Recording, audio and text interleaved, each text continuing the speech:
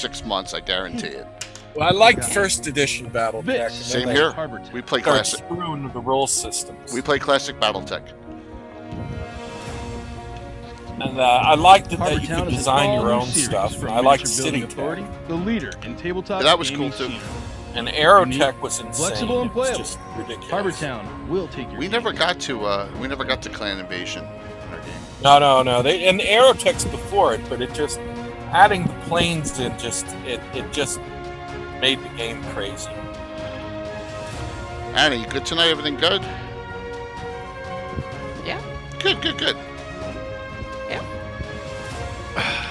Except my doggy, that she's going completely bonkers. I don't know. It's that time of day or something. She's just running around scratching the chair, so I think I'm falling off it. And whines and screams and whatnot. So, and she has food in her bowl. It's just that she wants more. I don't know what she wants. She doesn't know what she wants. That's that.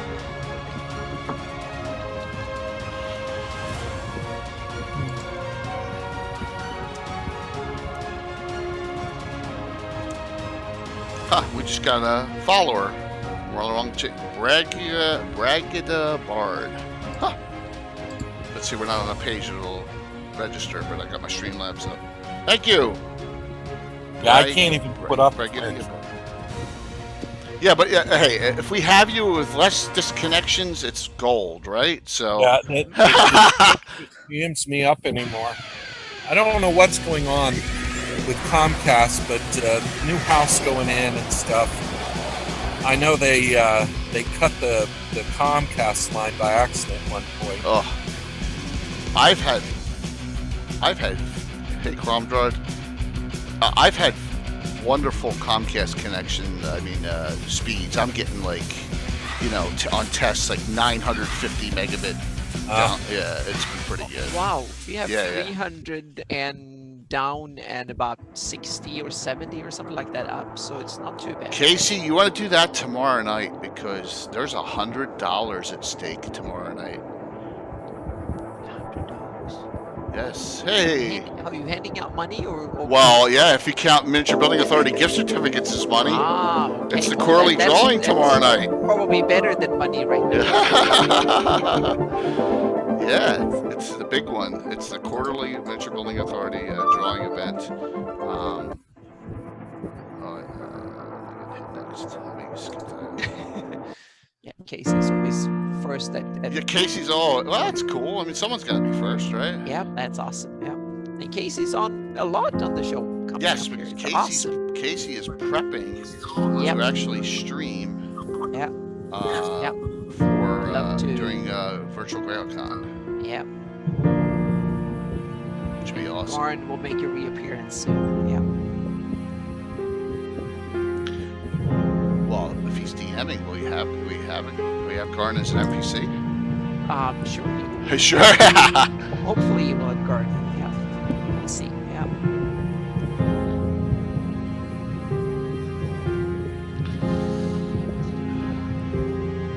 We start Narwhal 2 weeks from tomorrow night. 2 weeks from tomorrow night.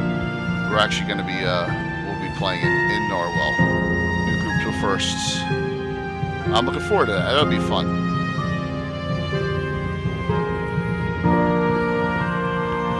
It appears like they got the new formats for all the viewers too, where they have that new front screen on Twitch. Have you guys getting that? Yeah, I was kind of confused. I couldn't find the chat. There's a little button you had to press to get the chat. It's kind of silly, but I hate it. Oh yeah. Yeah, I'm not a fan either, but we will get used to it. I think. Yeah, I mean, I don't know what else to say or do about it at this point. It's kind of annoying. It could be better, but then again, there's a lot of things in the world. They want you to stay on that page to look at some of the ads for a little bit longer. I think that might be the idea. Yeah, I think so. It's really annoying for if you have your own page, because it just doesn't seem like you can get to it as easy. Yeah, so. But Jay, we have to realize we're too old for Twitch. Look at that. Yeah, yeah. We can be part streaming, but understand it that we're way too old for this. I can say that because I'm the oldest here. So.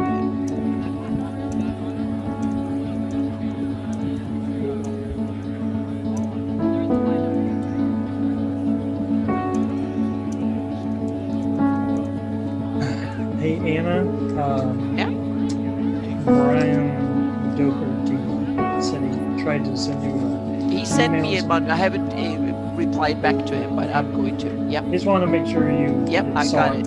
Yep. Okay. I probably have about 30 emails or something like that to send a reply to that and Oh some my other gosh. comments and stuff. So Yeah, he. Thanks, peppered Pupic. me Hey, as what's well. up, Illustrion? And I want to Greg? give him a special email, not just like a standard reply cut and paste. I want to.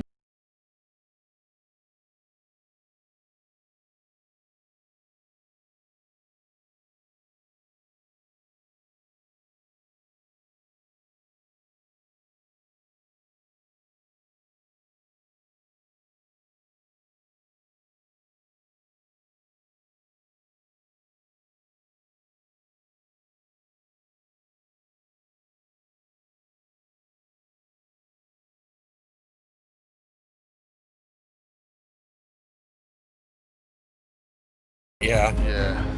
What'd you guys think of Saturday night's game and Blue Box's game yesterday? Pretty good, huh?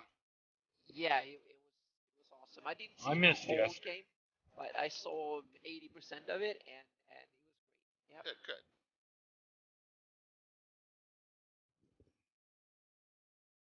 Like his setup and the miniatures and the lighting and stuff. It was awesome. The way he runs the game. Also very professional. Oh, absolutely. All right. And he's on right now, I think. Yeah, he usually Yeah, comes you on were the hour hosting it. before with some discussions there. So we're building up some audience here, guys, and coming on shortly. So this is an interesting topic, the Gygaxian era, which, first of all, we're going to have to define that. And then Oh, yeah.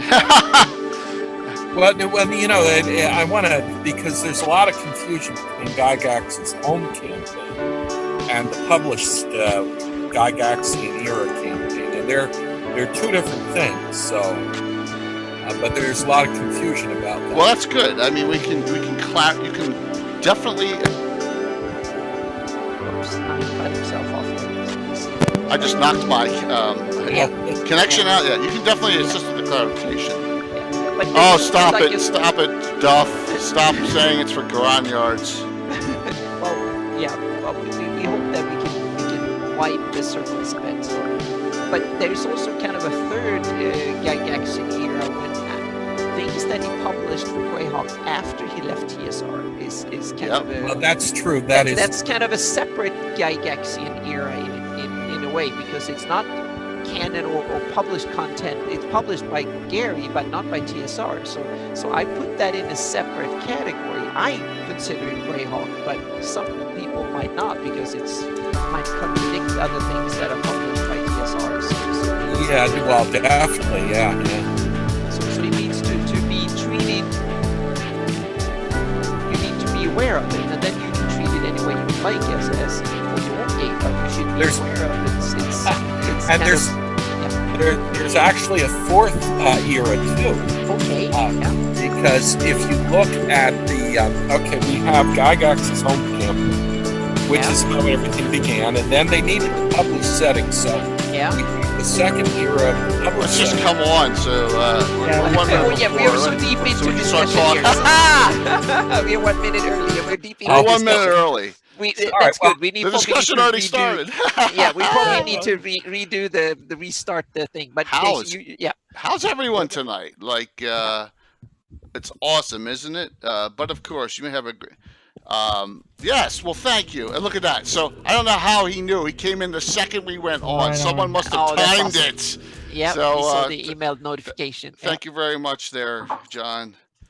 As he finishes up his show, we're gonna have a little fun tonight with this discussion. And first off, I want to say kudos and hats off to John and his crew for such a fantastic game Yep. last night and start to their Greyhawk campaign, Greyhawk Awakening.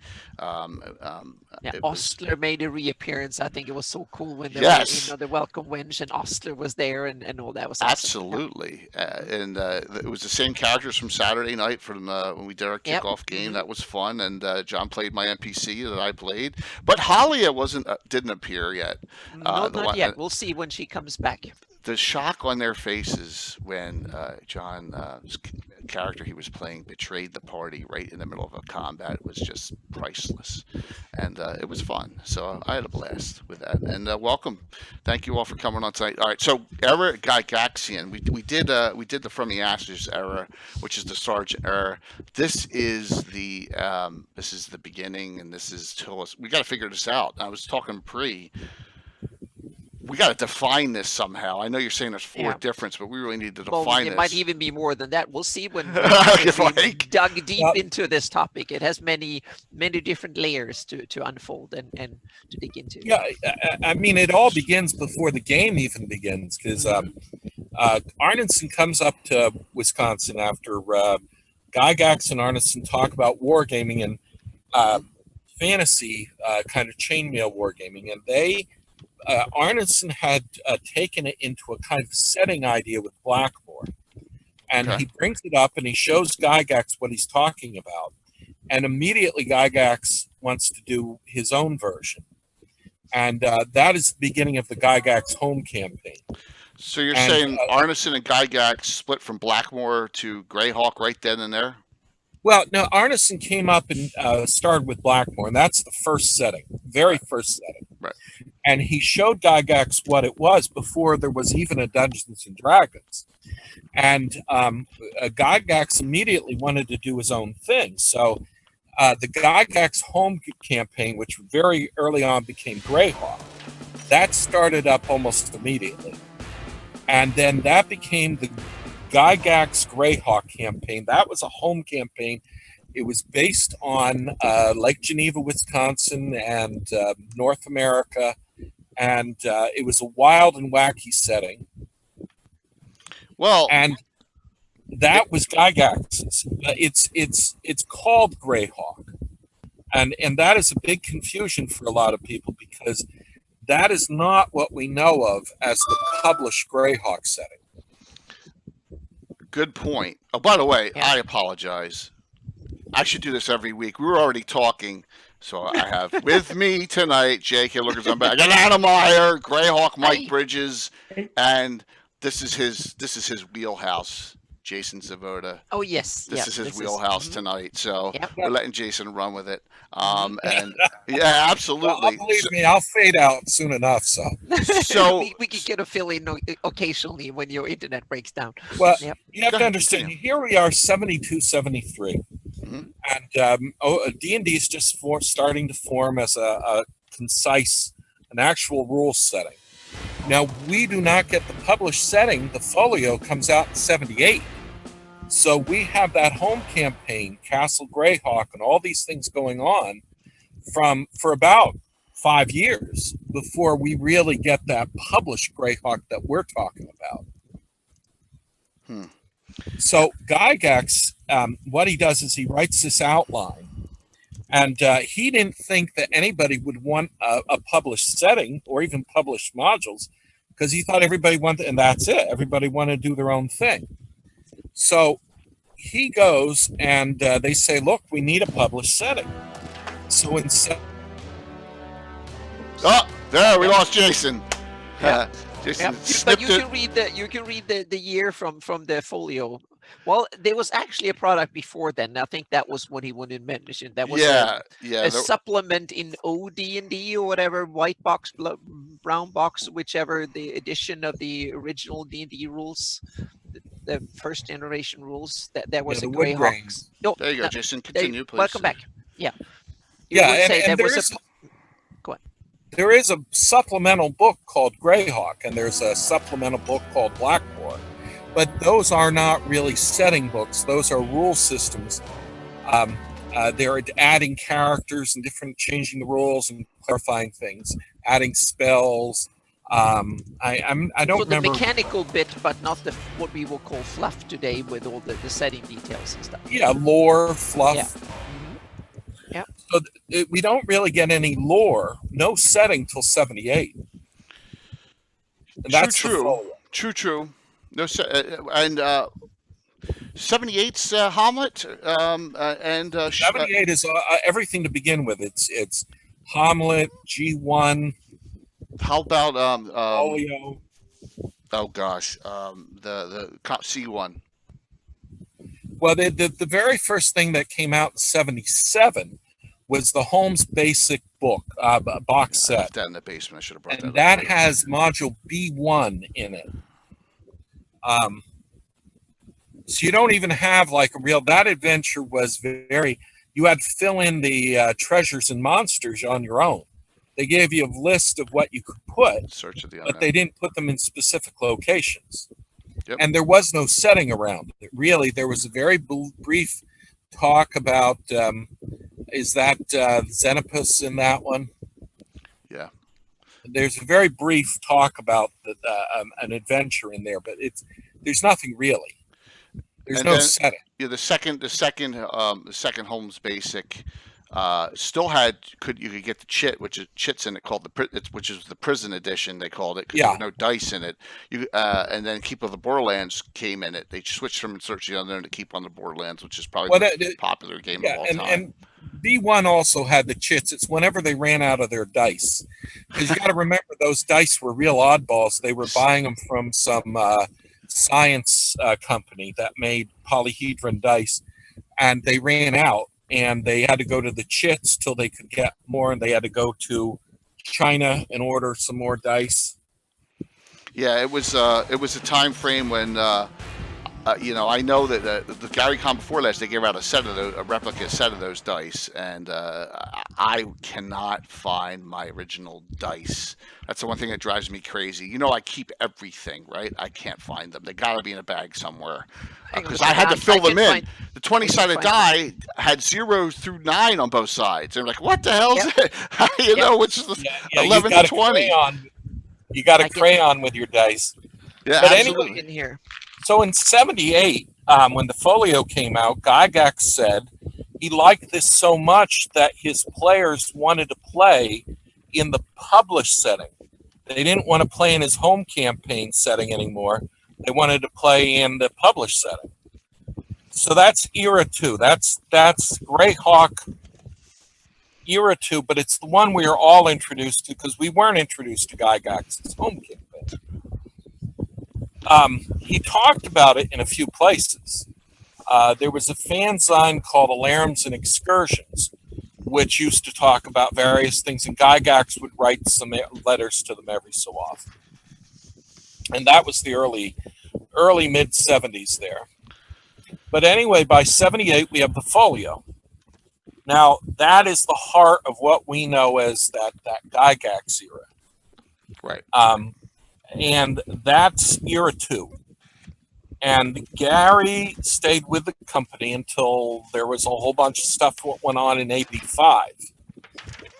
Now, 83, they re-released a box set that gave you a map. Which John gave out last night. Yeah, it's like an expanded folio. That's the 83 box set. This. That's it. And that actually had 2 big booklets in it rather than the 32-page booklet from the folio. Let me open it up. And it had the double set of maps, but nothing else. Yeah, it had Darlene maps in it, and it had these 2 books, right? Yes. Now, the one booklet. I think There you these go. are- No, that's it. That's Yep. them. Yep. That's These are them. the original die. We had one set, and we got them in like 80 or something like that. 77. I think these are from 79. Now, And these Jason, are the original die. I lost the D12. I couldn't find it somewhere, but these are the ones that was the only ones that made it across to Sweden back in. Yeah, the little caltrops there, the D4 and the Oh, D8. they would hurt. And they're filled in, and the D20 is so terrible you can barely Plus see the what numbers are on the numbers are. bottom of the D4, not at the top when you rolled them. You had to Oh look yeah, at the exactly. bottom of the There's die the to bottom. see Yep. what. Mhm. So Yep. here's Stolak. You're right. The D20 would break all the little, because you'd roll it so much, it would Yeah. break, and you'd have a round dice. I noticed one thing. They went from shiny maps here in Darlene's in the glossography. I didn't even notice this just till now. These real shiny maps, right? For the Darlene maps. right? Very, the very shiny. matte ones, And then yeah. in the 83 glossography, they're different. They're dull. Yeah. They may even And vary. You might even find variations. depending on from one box set to It the other. could be, Yeah, and yeah. from Yeah, the Ashes, okay. there is a set on much thicker paper. It's much thicker paper on from the Ashes. It's the same maps, but the colors are stronger and the paper are much thicker. At least on my box set compared to the original box set. All right, so Jason, continue on this. Well, anyway, so here we have from '78 to the end of Gygax's term with TSR. That is era 2. Okay. And in that era, he wrote 2 novels that are very, very important as far as Greyhawk lore. Yeah. And that is Saga of Old City and Artifact of Evil. Now, those are both published under the TSR banner. Mm-hmm. They have Greyhawk at the top. They have a certain Greyhawk look to the cover. And then after that, Gygax lost control. So. Yep, and we lost. All right. Stolak has a question for you, Anna. Oh, go ahead, Mike. Go ahead, Okay. Mike. No. I'd just like to. And he's gone. Yes. Yep. Stolak has a question. What's your thought on the Anna maps? I mean, Anna, what's your thought on the Darlene maps? Well, for me, it's I just love them because they were the ones that brought me into Greyhawk in the first place. Because when I opened the box set, it was the maps and the heraldry on the inside of the covers of the '83 box set. Those were the 2 things that drove me into Greyhawk. Otherwise, I wouldn't even have bought the box set to begin with. And so I used the maps like crazy. And to me, they were kind of fantastic because they kind of get the tone of the setting for me, but they didn't have all the details. So for me, they were perfect to just show the players like, well, this is the map of the world. And I wanted a map with all the DM stuff. That's Right. why I wanted to start creating very ugly, sketchy maps to begin with. And then, but so for me, it meant everything. And meaning I got into fantasy cartography, I got into Greyhawk, and I got into fantasy cartography thanks to Darlene's maps. So yeah, so they're fantastic. Can you explain the one thing that is the bone of contention? I know Len has it as well, real quick, and then we'll get back to Jason. Is like, for example, Rel Astra, right here. It's really coastal, but it's smack dab in the middle of the hex. It's the thing that in fact it's a hex-based map. So basically, everything in the hex is just a symbol. So the hex is kind of either forest or hills or forested hills, and a town or a city or symbol can be, if it's in the hex, it can be anywhere in the hex. So I think that's the how you should interpret it. So if there's a town symbol or city symbol and a river or a coastline in the same hex, that means that the town is, because the problem was that the symbols were printed afterwards. They are not printed in the same, they are not made. I don't think Darlene made these symbols on. She made the actual maps, but the symbols of towns and cities and stuff are printed black on top of the map. That's my guess. So and the printer didn't, they probably kind of wobbled like a quarter of an inch or a little bit less. Oh yeah. Yeah, because that's usually the bleed is like an eighth of an inch or a quarter of an inch, and that is probably why it wobbles. So it might even differ from map to map where these symbols actually add up. So where they I have only have 2 copies myself, so that's something interesting. I'm going to study them and see if there's a difference between the 2. But I wouldn't be surprised if there is a difference, because I'm pretty sure that they even if they were printed at the same time, they were at least added post-production, so to speak. Darlene didn't paint those symbols on top; they were stenciled in somehow post-processing. That's probably why Laurel Tarma ended up on not where Len wanted it, so Leonard wanted it, so it was kind of yeah. Well, So, and those hexes are 30 miles across. Yeah, that's a lot of wiggle room. Yeah, that answers your question why Neil Drow is 30 miles away from the Sheldamar. It's on the Sheldamar. Yeah, that's something you have to interpolate off of the map. Yeah. So basically, the minimum pixel, the minimum distance of accuracy on the Darlene map is 30 miles. So anything can be anything within 30 miles, so to speak. So that's the level of precision on the Darlene map. And the hexes are superimposed over her original artwork. Exactly. So So yeah, you can't really say everything within that hex no, it's is within a, it gets worse than that because, see, like my objection is like up in Blackmore where I'm working on, I really feel that the ruins of the city of Blackmore should be right there in the Bay Area. It shouldn't be away from the Bay. I mean, what kind of city doesn't have itself by the area where you're going to have a port, and nothing else around it? That just is crazy. But when you look at how different the symbols can be way off for those cities. Now, I'm like Anna. When I saw the maps and the heraldry are what really brought me to love the setting more than anything else. Look at this. Look, I mean, just look at the heraldry on that glossography, and then if you flip it around, and there's some that are really obscure too, right, Mike? Like, what's your favorites, Mike, on here? On the heraldry? Yeah, on this original heraldry, man. I always like the ones with the helmets. The helms, yeah. I mean, the Great Kingdom one right here in the middle is awesome, right? That one, Yeah, I also like the Knights of the Watch, or sorry, the Knights of the over in Bissell. So you have the shields over there by the Knights of the Watch over there. I love them, and I also love Grand Duchy of Geoff. That black and white griffin. So wait a minute, roaring Mike. griffin. You say you like the ones with the helmets and stuff. You like these. You like this kind of banner too. Do you really like that? Oh, nice. There we go. We're getting there, guys.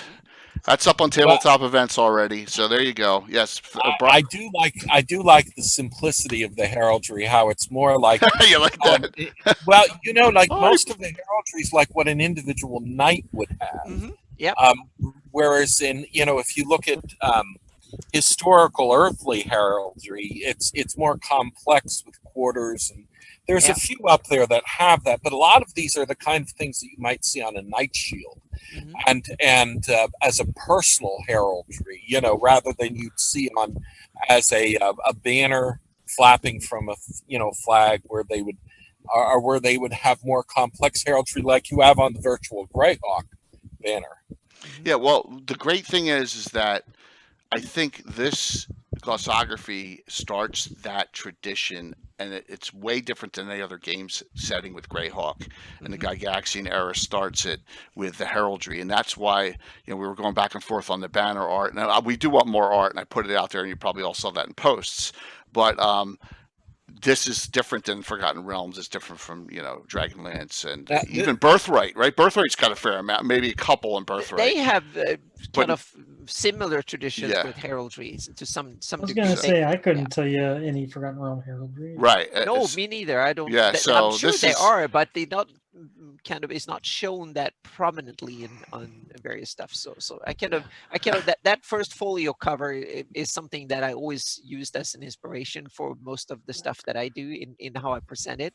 So I want to make a modern version of it. Right. It's Go ahead, Jason. And it's this stuff that we're looking at, the folio and the heraldry and the map, it's very artistic and unpolished. And I really enjoyed that. I'm not a fan of the super glossy, slick, polished as much as I am of the more artistic. I really like that artistic, even a little on the crude side for the early heraldry. Yeah, but we also have to realize if you go back in time, we're talking late 70s, early to mid 80s, and that's when this was polished for its age because you didn't have any other modern digital tools. They didn't have much of a budget, so I think they tried to polish this as much as they had the money and the time to and the business. Oh yes, yeah. So it's not because they wanted it to look crude. It's simply that from today's perspective, it looks crude compared to what we can Let's put this in perspective. That is a lot of work for Oh, yeah. for that time Mhm. frame. Oh yeah, So, yeah. I mean, Yeah. my gosh. I mean, the All and the Zeef Oh, yeah. and Meaning they're that was as they're good. That Yeah, that would fantastic. stand out. Is it All or Meaning is in it Ekbir? I'm 1978 sorry, or something. Ekbir When and that, Zeef. yeah, Yeah, meaning that would stand out in any bookstore back then. yeah, As yeah. you know, It as was good. genius, Yeah. and it And just this is handcrafting. I mean, this is Yep. pre-computer design Yep. work. So, like every one of those little heralds or shields, that everything's hand design. It's just so amazing. yeah, Yep. and that made But it stand out. Yeah, yes, I mean there were other things, and I like the setting. I like the bare bonesness of it all. exactly. I just think that Gygax had a genius for simplicity. Um, Well, the ones that have read the DMG might disagree with you to some degree, but I agree with you in a lot of ways when getting the setting and stuff. But the Dungeon Master's Guide for AD&D is kind of it's a genius in a lot of its cool systems and stuff, but is a hell of a thing to master, so to speak, and well, find that's one of the reasons why I like it so much is because Yeah. you How'd really that get up can't- there? I'm sorry. not to digress into the rule system. It's just that a lot of that PHB, the monster manual. I was just saying online that if you want to look at Greyhawk lore, you look at the Dungeon Master Guide because there was no other setting. So in the monster manual, when they talked about monsters, in Monster Manual 2, with all those demons and devils, all of that was directly into how it's affecting the Greyhawk setting. So That the early stuff. Now, what I always felt was with like the first edition AD&D stuff was that you were forced into developing your own. It was a hodgepodge, and it wasn't a mechanically great system, and it forced you to develop things on your own. Now, let me just say, I tutored math, and the more you had to get people to think, the better it was. So, like, the worst things that people had to do who I tutored were word problems, but they were the best thing to learn the mathematics. Now, the worst things about a system that's difficult. Am I out again? no. Still here. There's just Still here. someone. The worst thing about a system that is difficult, like Yeah.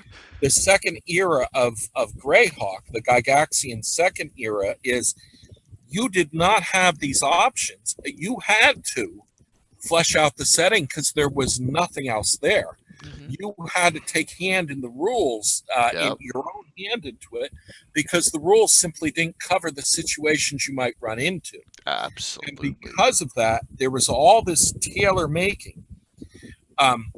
H.P. Lovecraft learned very early on not to over describe his monsters because he allowed his reader to bring their own imagination into the floor. And it made his work that much greater because it was your imagination, which is uncomparable, rather than his description, which might not match up with your imagination and is certainly going to be more limited. The same thing is true for the folio and all the bare bones material. Nothing is as great as your imagination, and nothing makes a setting more important than you creating it yourself. You had no choice with the 83 or the folio. The Gygaxian era is do it yourself because there's nothing else. There's nothing else there. Yes. No, I did, Gary. We'll talk about that. No, it wasn't that one. It was a case of measles. So, I agree with Jason, and I want to go to Mike on this because look what he did with all those wars, right? And you're putting up on these posts, which is crazy, insane, and that's kind of what the openness. There's a lot of openness. I know there's the Greyhawk Wars themselves, but you kind of did them in lieu of, right? The From the Ashes set. It definitely helped to have the Right. Sergeant era material, but I saw clearly early on that Gygax had this as a war backdrop, and with all the troop figures and stuff and the Dragon Magazine articles. and so that's what I was interested in doing, was battling it out on that map. I And did this. I did the same thing, but mine was the Sea Princes versus Keeland, which predates the Order of Ulick. That's the big war that I had before, and then the Pomarge goes through the Sus and Taxaline, and that's all my prehistory. Now that's in the Earth Journal from last year's Gary Con, talking a little bit about that, but it's so wide open during this era. That's what I came up with before we knew about the From the Ashes and all the other. There's great modules, and we could discuss some of them. I put these Dynamite Gods up for another reason too, as well, that I want to discuss. So, but yeah, I mean, you could do almost anything. I know that's why one of the reasons why you love this era so much too, Jason, and is because of that. Anna, what about your thoughts about that? It's interesting because the Gygaxian and the Sergeant era are in a way opposite. Gary left so much. He hinted at a whole bunch of politics in the 83 box set. There and there's some troops and stuff, but he didn't resolve anything. It's full of hints and ideas and things that you can run with. And then comes Sergeants, and he executed the whole damn thing. And he talks and he execute. But Gary put in a whole bunch of details in the very light fluff area in the Gord books. The Gord books tells about cool little stories about how the Reni are, how the Etloi are, and different cultures and the cruelty of this and that. And he introduces new monsters in the form of Lucils up somewhere, and a bunch of cultural kind of lighthearted cool little things, and basically like a road movie. Not much hard details, not much about that you can kind of build a major campaign on, but a whole bunch of cool things that you can add into your campaign. And then comes Sergeant and nail down everything, meaning this is the war, this is what ends, and here it happens, and these get toppled, etc. And it's interesting to see the contrast in those two approaches. So, I'm sorry. So, Bragia DeBard is the person who wrote Case of Measles? That's awesome. It's Brian Doherty. That's awesome. Because he just followed reason. Thank you. I love it, man. I loved it. Thank you so very much. I loved that adventure. It fit right into my time frame. It was wonderful. I loved it. Brilliant. It was brilliant. Right in the great burn. Sorry. Hey. All the respect and love in the world that I got to meet the person who wrote that. It is fantastic. So that's awesome. Great. Yeah. Thank you for following tonight, man. Yeah, absolutely. Oh, really? First time in how many years? Oh, it's fantastic. Trust me, Phantom has it. We pushed it on a previous Legends of Lore. Yeah. It fits right into the era, and I told him we were talking about him. What's that? Yeah. I told him to come on the show because we had been talking about him. Yeah, absolutely. Yeah, I'm so happy you did. Yeah, I'm absolutely say I'm sorry I haven't got back to back. I got your email and you will have a reply very, very soon. No. So I'm sorry I haven't reached back to you yet. Yeah, so Ryan, thank you so very much for writing that. I really appreciate it. And I know that Phantom and a couple other people have it now. Gary just linked it again. No, Puppet linked it again. Guys, go. If you want an entry, first level entry, right in Greyhawk City, perfect. Okay, and especially for like this era of time frame we're talking about, you can fit it in at any time. There's the Great Burns in there, but the Great Burns been there, sitting there for a while in the campaign setting. So, sorry to go off on a little tangent there, but it's like, oh my gosh, okay, I didn't put two and two together. And Mike, thank you. So continue that point, Anna. That was wonderful. And I like them both in that way. I like a lot of the thing that Sergeant added to the setting and all the depth and political stuff he added into it. But I must give hats off to Gary for I guess how he actually kind of presented the setting. That's very much like if I would ever to publish a game setting, I know that will never happen. But if I did, I will very much look to how Mr. Gygax, the genius behind the game settings, actually how he presented the setting, because he left so much open. Yeah, and you know, like Mike is talking about, Gary wrote a few articles within the Dragon magazine, and Rob Kuntz wrote at least one where they are preparing, kind of like they're talking about troop concentration. That's the thing. If you read the Dragon articles, you start getting the execution. So Carl Sargent didn't get it from thin air and just he went with it. He probably read all these updates that were in Dragon and then spun on them and continued. So he had a sort of baseline to work from that was further. And yeah, but now I'm getting ahead of you, Jason. Sorry. Well, no, I mean, but that's where we're talking about the very end of what we call the second era of the Gygaxian era, and probably the era that we really know of, and a lot of people wouldn't think of anything else but that as the Gygaxian era. There's the home campaign, and now we have the published campaign, which is about 78 to 85. Now, when Gygax is off on his own, theirs comes in the third era. And it starts a little before because it. Oh, there we lost him again. Yep. Stolok, while we're waiting for Jason. Yep. My article, this one, the Order of Ulick founding and synopsis that you just asked about, okay, is in. This is the Gary Kahn 11 edition of the Earth Journal. I think there was only 100 of these print made, and so that's why, for last year. Yeah. Gary Kahn 28. You can go right on the Greyhawk online and download it. All right. Yeah. So, yeah. Sorry to lose you guys. That's there. okay. I filled the time, good man. you're back. Yeah. Well, but what I was saying is we now know we're going into the third era here, and Gygax has left the company, but he still has rights to write in the Greyhawk setting these novels. He wrote 2 novels before he left called Saga of Old City and Artifact of Evil. He writes 5 more novels under the New Infinities line. Sea of Death, City of Hawks, Knight Errant. Saga of Old City. No, that was it. Well, no, that was the first Knight Errant. book. Yeah, Knight Errant. Actually, I think I was talking with Jay about this before. I think book 3. Knight Errant. Yeah, Knight Errant. Well, I think actually Sea of Death is book 3. I think it came out before Knight Errant. And then Knight Errant, which is an anthology. You can read these at any time, because they're not within the continuous story development like most of the other books. Knight Errant actually takes place, that cover you see there is actually taking place in Castle Greyhawk, or at least one of the open plains that you get to from Castle Greyhawk. And there's a story about, now City of Hawks, that's book 5, I think, and it reintroduces the city of Greyhawk and the early story.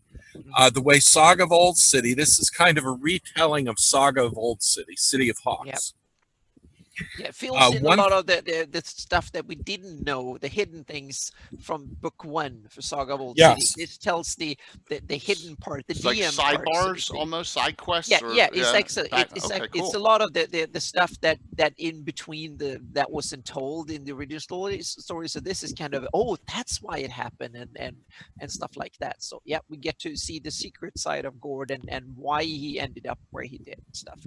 And it provides a sketch map of the city of Greyhawk in the first pages. Yes, Gary's version of the city. Yep. Mm-hmm. Yeah. And then there's this. And a much bigger city than the TSR box set. Yeah. According to Gygax, that city is 27 square miles. Yeah. All right, I dug these up. I'm sorry. I dug these up, and I don't know who made them. Maybe Gary knows. Maybe There's 2 of these. I know Joe Block did a big thing on these. Yeah, he made a black and white thing, but there's a bunch of these. Yeah, it's got the logo on it and everything. I was wondering if someone knew. Squished and that one that looks vaguely right, so to speak, but the Gary's only very simple, but I love it because it actually looks like a defensible medieval city, because it's built with water around it and in a strategic position. So Gary had way more research and ideas when he placed so I think that his version of the city makes way more sense than TSR version does. Yeah, and on that map over to the east, that's a rise, because Gygax described the city as having hills, Yeah. So it's not all flat like the map shows. It's actually over to the east is Old City, and it's the large portion in the northwest corner. There's a kind of a white bar that you see east of it, and that is fortification. Hmm. And that is actually a fortification that is over the Grey Run, that you reach by bridges from Old City. So that's the original fortification, and then there's Old City, and Old City is a ruin. So the rest of the city develops, and then all the way over to the west on a hill overlooking the Skeleton is the Grand Citadel now. Yeah. The In new citadel. Gygax's version. Yeah. Hmm. And the garden quarter and the high quarter up in the north, and the craftsman quarters are down south of the old city. It's a wonderfully, I love that map. I just Yeah. Me too. and I'm a real big fan of that. But that's out of City of Hawks, and there's some descriptions in there, the walls and the city, and a retelling of the early story with a lot more information provided. And then in book 6, called Dance of Demons, we jump out of the normal Flyness stuff because we're dealing with such high level epic things. We're now dealing with the Plains of Hell and the Abyss. And my God, those are wonderful source books. Oh yeah. Yeah, if you want to introduce demons and devils and stuff into your Greyhawk, those books are pure gold. They are. Yep. And Come Endless Darkness is book 7. It ends the series. And I don't think it's a big spoiler to say that Gygax he ended everything with Earth right there, and he moved on. Yep. And it's a very sad thing for me. It's at the same time it deals. There's book 7, and I would say if you haven't read these, that definitely find them, read them. They're wonderful books. And if you don't like the story, the source material is just gold. They're not literally that interesting in the story in all these bits and bobs, but there is so much cool stuff you can put in your campaigns from those books that is just awesome. Yeah. And So- the infernal and the diabolical politics in those books are fantastic. If you ever want to picture a demon lord holding court, those books are pure gold. And these are all like several hundred pages filled with atmosphere and setting and character information. They're wonderful. So this really is the third era, the third Gygaxian era, the new Infinity era, the Gord the Rogue era. But they're source books. They're so filled with information, and like I was saying, they take it a step further because they give you the sense, the atmosphere. I'm if you don't like the narrative prose, if you don't like the way the stories go or the characters are told, the atmosphere of the setting is so well described in there that it still has Gygax's genius touch. Yep. And that's what I would say would be era 3. And there, everything ends for a long, long time. There's the end of the Gygaxian era for a long time. And finally, at the end of his life, Gary was trying to move on to era 4. And he had given up trying to say Greyhawk, and he was calling it, he was doing the Castle Zaggy. And that era was where he was trying to redescribe the city of Greyhawk. It has a lot of Gygaxian touches, although a lot of the material is Gygax notes filled in by other writers. And that, to me, that's and then Gary dies. And that is Gygax era 4. And it's certainly a different era because there is about 20 years between New Infinities and Troll Lord Games era. Yeah.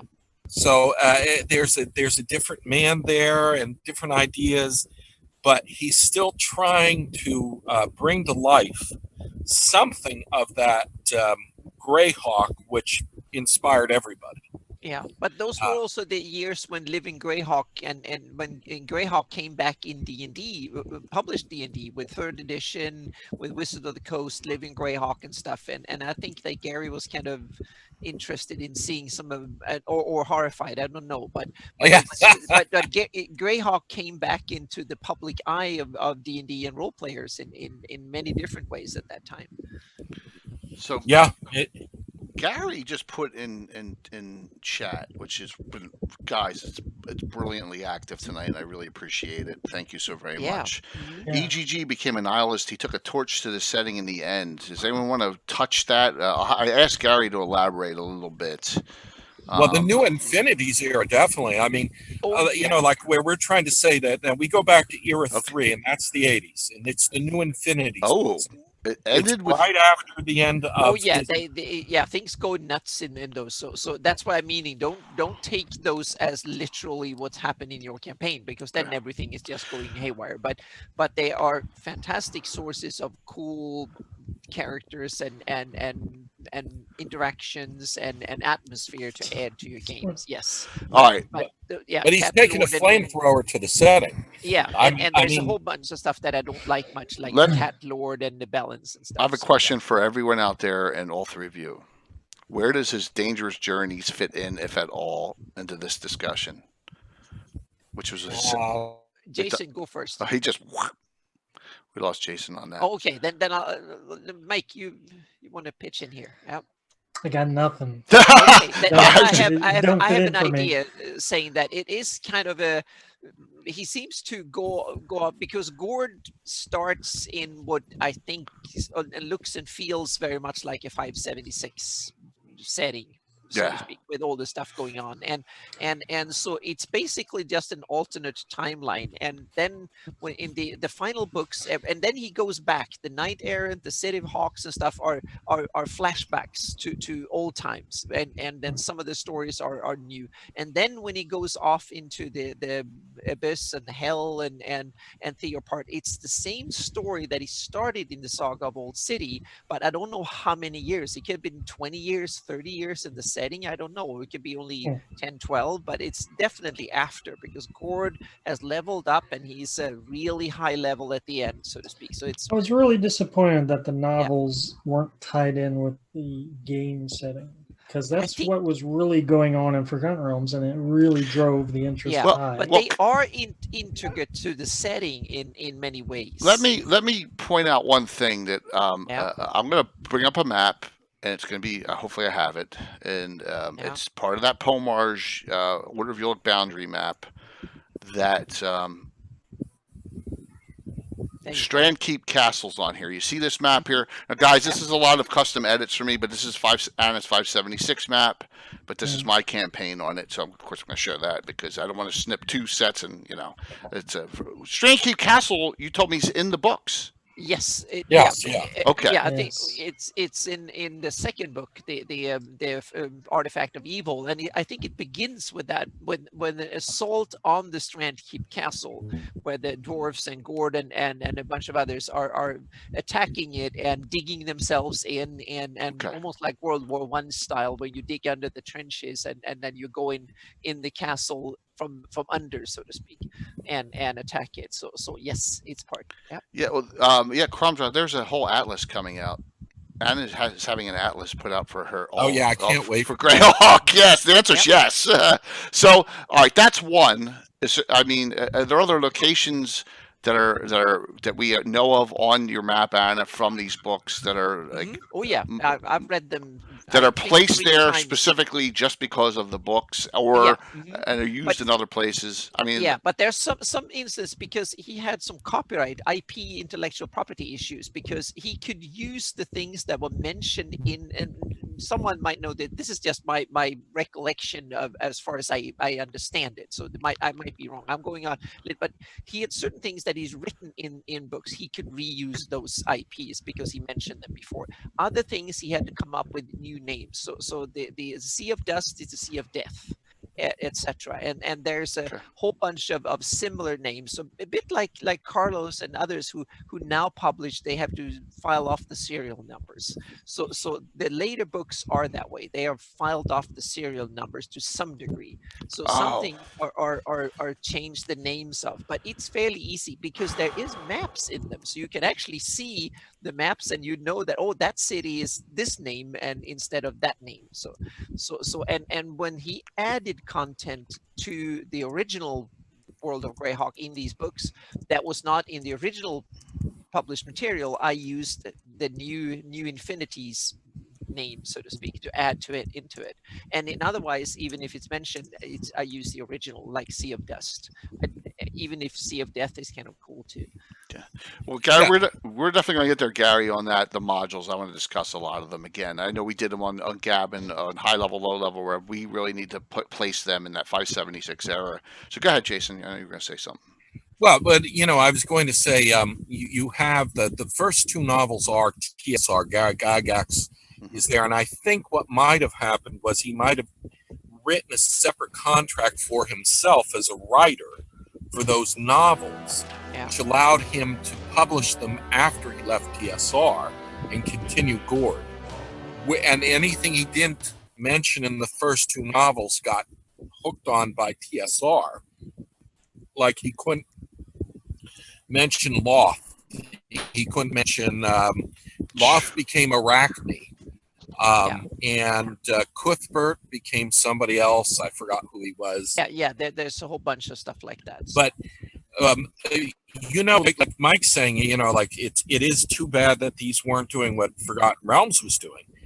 But at the same time, that goes against the concept. Now, I put up earlier on the Cannon Fire Discord a little quote from Alarms and Excursions #2. Oh. So Carlos brought up a point here about we're not hating on anything about why we're talking about this 576 map is that it there's no living Greyhawk on this 576 map. There may be some locations because they exist. Because they exist, yes. But Carlos brings up the point that it was so much content and it was so all over based on each region, and it's great content. But he and I agree. And you agreed with me too that we were going to do the 576 map is where I should be living at. Yeah. That's a good. If we have a minute to go, because there will probably be questions of it. So the way I treated it was that if something is invented in Living Greyhawk, a perfect example is the city of Alhaster on the northeastern shores of near Div. Alhaster is not mentioned in the original box set or any of. Keep on talking, and I'm going to bring it up.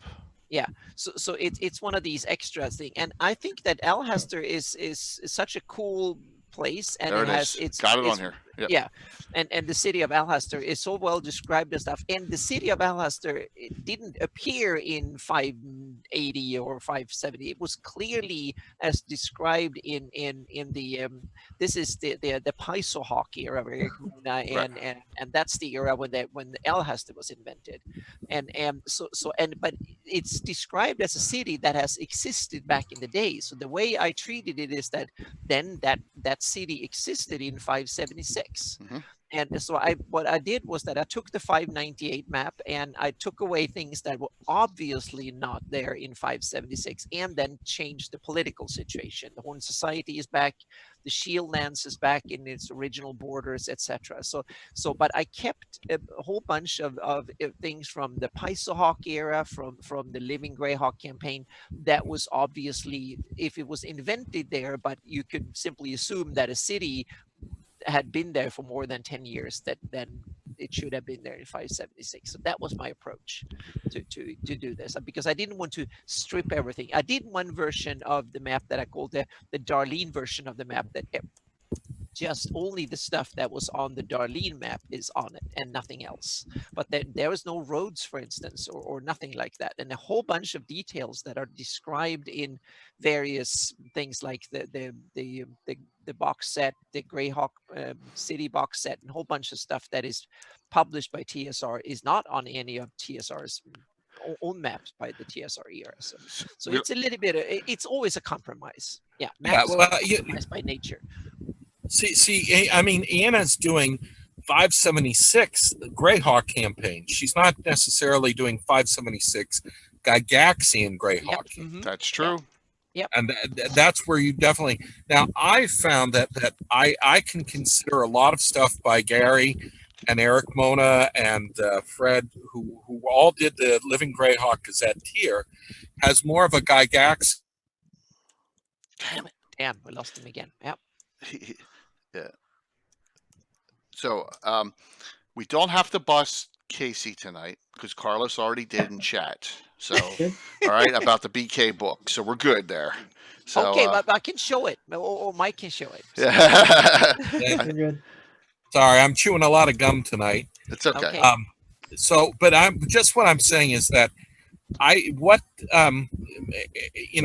Gary, and Fred did with Living Greyhawk Gazetteer is more Gygaxian than what I feel from Sargent and Moore. I got it. Makes sense. Mm-hmm. That's why we wanted to do this tonight and to talk the nuances of, because I know Gygaxian spreads multiple errors, and I appreciate everyone online who put up there explaining to me Dangerous Journeys and that what it was. Yeah, well, did you guys get a good? I mean, have you guys had experience with Dangerous Journeys? I just saw it. It used to be in Walden Books or those bookstores, and I never picked one up. What it is it is an alternate Earth, not an alternate O Earth, an alternate E Earth, and it is a fantasy version of our history. And so they have like in Egypt, and they have Europe. It is not a complete changeover. It is simply a fantasy version.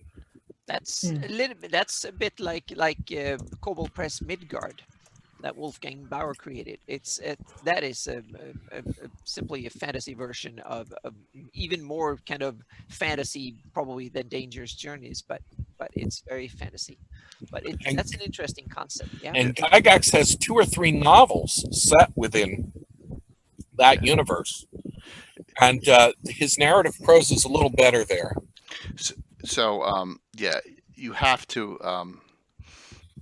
And there's a lot of discussion going on.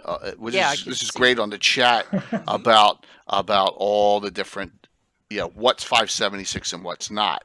And it's simple. Like, for example, the difference between Gygaxian Pure 576, Darlene's map is it, right? Correct, Jason? For the most part, that's a purist. Yes, the thing to think that you can't get locked up into 576. I agree. I'm just saying the map itself. Yeah. I mean, point. It's the 576 is just a time period that everybody goes through, even Sargent and Moore and all the future things. There has been a 576, and as Anna points out, if something wasn't described in that box set but was described later, it can fit into 576. Right. But we're more. I'm thinking more Gygaxian conceptually rather than. Right. Just timeline. Right. You're thinking of more of the concept of Gygaxian, where I was thinking more of stating what the actual error is in the overall, which it can be both, overall timeline, so that people can get an idea of from Emerald Meadows. I'm just starting there because I always start there because that's where my campaign started. And Mike and I, it's one of our favorite events ever, right, Mike? So from Emerald Meadows to before From the Ashes or before Gary got terminated is that era where all this took place in. That's kind of the way I was just looking at it as well. Which is both is correct. Yeah, that's what we described as the second Gygaxian era. Yeah, that's exactly. There, so yeah, and that's a good place where all the TSR modules on the Hall of Fame are from then, except for Return of the Eight.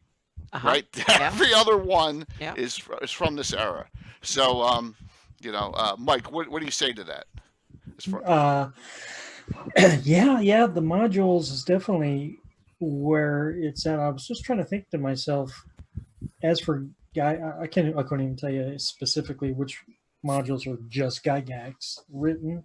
Did he ever write an adventure module himself? Oh yeah, I don't. Hamlet. T1, yeah. Yeah, Well, Hamlet. Yeah, Hamlet is Gary. Right, that and maybe. D3 says Gary Gygax only on here. I'm pretty okay. sure See, there you go. I'm pretty Yeah. The sure the Bible. G&D series are Gary.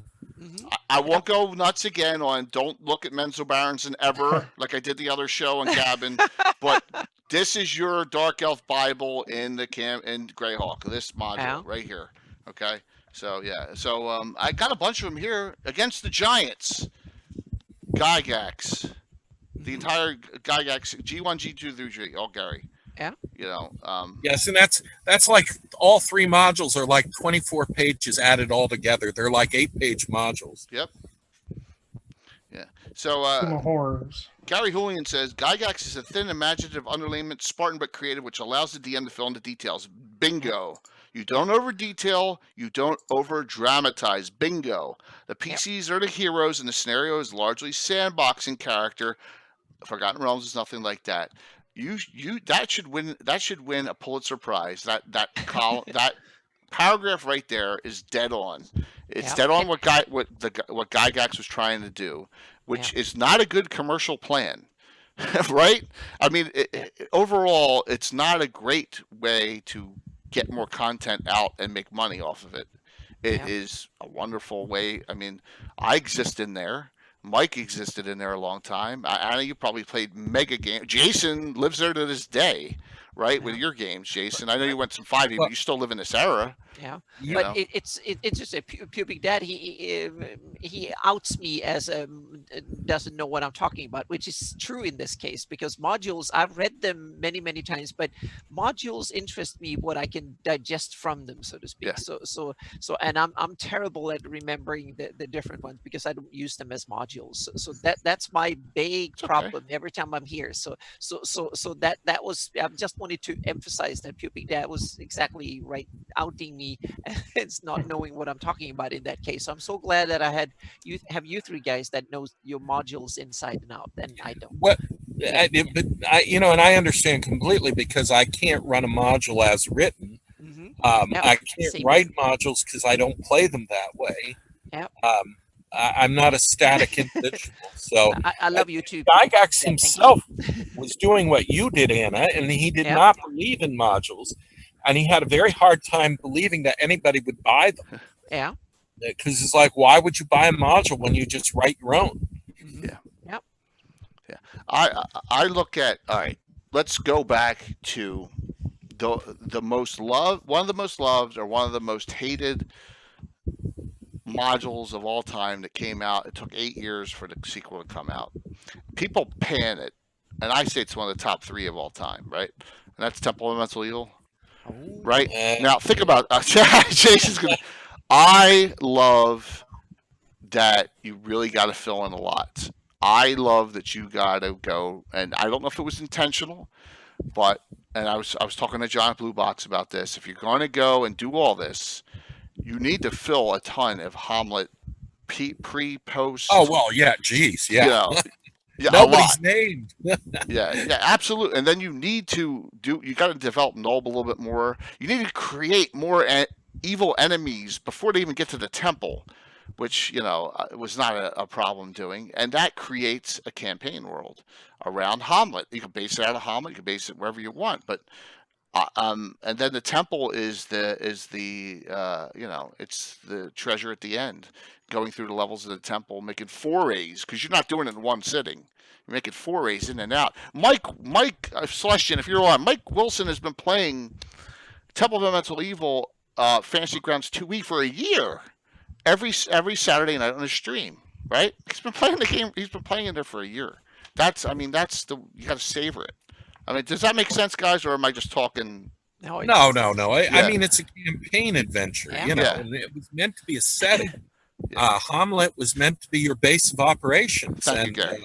Yeah, and that's it. And that was the great thing about the Gygaxian era modules.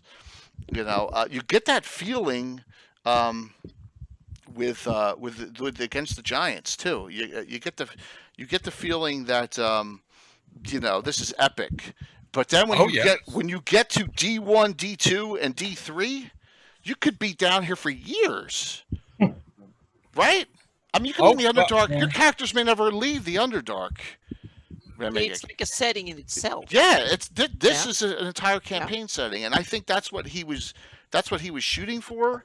And I think he nabbed it. You know, but that's just me as far Well, as Gary's famous for his castle Greyhawk dungeons having 1 million levels, so I think he was used to not spending too much time in the world and more time in. Yeah, outdoor adventures and wilderness adventures as we know them today, and exploration and stuff like that was not really part of first edition and earliest versions of it. It was going from dungeon to room and disable traps and kill monsters and do puzzles and stuff like that. That was the essence of the game in the earliest editions. Puppet. There's a river going through Nulb. It's River Pirates. Yeah, there's a river going through it. Yeah. Yeah. So, well, yeah, Tim makes a good to point. the Belverdiva. Yeah. No, No, it's no, tributary. it's the Emeritus. The Emeritus. It goes into the Jewel, right? It goes No, into it goes into to Belvedere. Oh, it goes into Belvedere. Yeah, it Okay, flows yeah. north. Yeah, Yeah, that's what I one thought. of the few Yeah. rivers that actually flows north. Yes, But it's a because minor river. I use Nulb in my 579 I thought camp it flowed downward. Okay. pirate. All right. Who are raiding the Belverdiva, and then they slink back to Nulb to hide. Yeah, but Emeritus run starts in Selene and ends up in Belverdiva east of Bobunk. So Thessal DeLorean, Anna did a whole show on Legends of Lore way back that there's one river that flows opposite all the other rivers, like the Nile does, right? Or is it the Amazon that flows opposite? One, or I forget, but the Nile flows north. But there's one river that flows opposite all the other ones in the entire Yep. map. Yeah, there is only one major river that is named that flows north, mostly north, and that's the Tuflik River that flows from Kit up through the Baklunish West up into the Dramid Ocean. That's the only big major named river that flows northwest, kind of. So there's none. There's not a single river that enters into the ocean between Tuflik River in the west and all the way over in the east on the coastline of the former Great Kingdom. That whole area between there is not a single river on the Darlene map, and that's like 5,000 miles or something like that. And there is not a single river. Everything, and look at the cold marshes up there in Blackmore. The rivers go from there, and the Burnial Forest. The river goes from there and flows all the way down south to Woolly Bay. Which is kind of amazing. It starts 10 miles from the ocean and flows across the continent and out the meaning. But I totally understand why, because the continent is not made to make sense. It's made, and then all of a sudden, now we adventured far enough, so we make a coastline here, so to speak. Yeah. Sorry. Let me go. No. Let me go to the map here, because Lord, everyone's. This is the map as of 576. Okay, Anna's map of the area. Let's just take a look at it since we're discussing. Okay, so you can see there's the Emerides Run. You can see that. You can see Hamlet a little off to the center. Nulb, Temple of Elemental Evil, the Moat House. This is where Blue Box just started their adventuring last night, and I ran them through on Saturday right out of Hamlet, and we did a little side trek off adventure. But you can see that river looks that river's a little larger than maybe I think Anna has its place perfectly as opposed to the other placements. I've taken some artistic license that only one person so far in 20 years have actually figured out. And there is Imrides Run, and then there is Emerides Run, going meaning from the Imrides Run starts in the Gnarly and flows through Nulb and then out into the Belverdiva. Then you have a little one that is called Emerides Run that flows into Imrides Run, and the interesting thing is that Emerides Run is actually one of the two. They're actually the same river in the text. They're just spelled differently because there was someone editor who didn't correct the spelling. So I'm not 100% 100% sure which, but I think the Imridi's run is the major one. That's why I put it that way. And I added Imridi's run because I thought it could be a little There you go. tributary. So that's totally my artistic license to add stuff that was not there, just because I had the name is in the text, but I don't think the name is supposed to be another river. It is just a I have to go back to misspelling. that. I have to go back Yeah. to that. Yeah, I think it's placed brilliantly, but oh wait a minute. Did I? Yeah. There you are. Is Yeah. the Battle of Emerald Meadows site on this map? It should- It's kind of, yes. So the battle, I simple because the battle is not actually placed on the map, but I have it between here. It's between Penwick, Homlet, and Nolb. Okay, so it's somewhere that's the because that site where- Emeralds yeah. Run bend that comes out Mhm. where it says Emeralds Yeah. Run. That's where they get Yeah. trapped. So So- the west of the fence of Tor. Okay. So the west of the fence of Tor, so to speak. What do you So think? it's- Do you think we need a battle site on there for the next update? yeah, we should probably have that for the next update. Yes. What do you think, yeah, we Mike? should- Yes. Yeah, we And should probably. Do put you that. have other battle sites marked on there? Yeah, oh, yeah. There are a few historic marks here and there. Yeah, there are some historic marks, and on my campaign map, I have even more that I have added just for the hell Yeah, of it. Phantom. I understand because it's really It's really so cluttered. tough. So Yeah, it's tough so to figure out cluttered there, where- so- yeah. But yeah, I mean, you could place it on there. Someone could, but oh, really? That was one of your first? Because, oh, man, that's just like that's the beginning. That is the beginning of things. But Anna did a brilliant job with a lot of interpolation on these maps, and we got to give kudos to Anna because Yeah, and also this area is something I did 20 years ago. I did Yeah. this. I started this part of the Oh. map when just From the Ashes had just been released, I think, or a little bit of that. It was just before third edition came out. That's when I started doing this. So that area is so old from the original, and I just kind of been patching it up slightly. So there are still some errors in there that because I didn't know better and I didn't have that much time and the products weren't published. there's Yeah. Furbobank area has more content on it than Oh, anywhere. yeah, it's from the Living LG Greyhawk guys. is part of it. Yeah. Plus the fact that it originally had a lot of content too. Yeah. So yeah. So Emerald Meadows was 569, correct? Absolutely, and that's when my campaign started out. So all right. So And Mike, we do okay, have. Jason. Good. Oh, I was just going to say. I mean, part of the concept in the the original published campaign is the timeline, and we do have in the folio and the box set this long timeline that's listed there of events. They're more and some paragraph descriptions of them, but they're just really just touching on things that we have to add the details for. Mhm. And I want to bring out one right now. I want to shout this person out immediately, and that is if we talk about on page 6, or is it? No, it's page 8. Where it talks about the hateful wars. Okay, the hateful wars are in here about a half paragraph. Tommy John Kelly, right? Everyone, Greyhawk Stories has been doing stories about the hateful wars for 6 months now? Yeah, And it's they're- like 6, 8, Yeah. 12. It's a whole bunch of chapters. It's a whole book, Wow. basically. Yeah. Yep. And I Brad barely started G. at the reading it. Bard, thank you so very much for coming on and watching and participating tonight. Thank you for the follow, and thank you for what you did with a question and measles. Thank you so very much. And that's Brian, and hopefully he reaches out and starts doing some stuff on the Discord as well. So yeah, there's Tommy John Kelly, who was on Gabbin one time. We got to have him back on to talk about some more of his stories. But that's an instance of what Jason brings up as it's there left there to flush out. So I know Gary, you were going to do you want to do some campaigning at that time too. Yeah, come back Sunday, man. That would be awesome. Gary was talking about it would be a great campaign setting.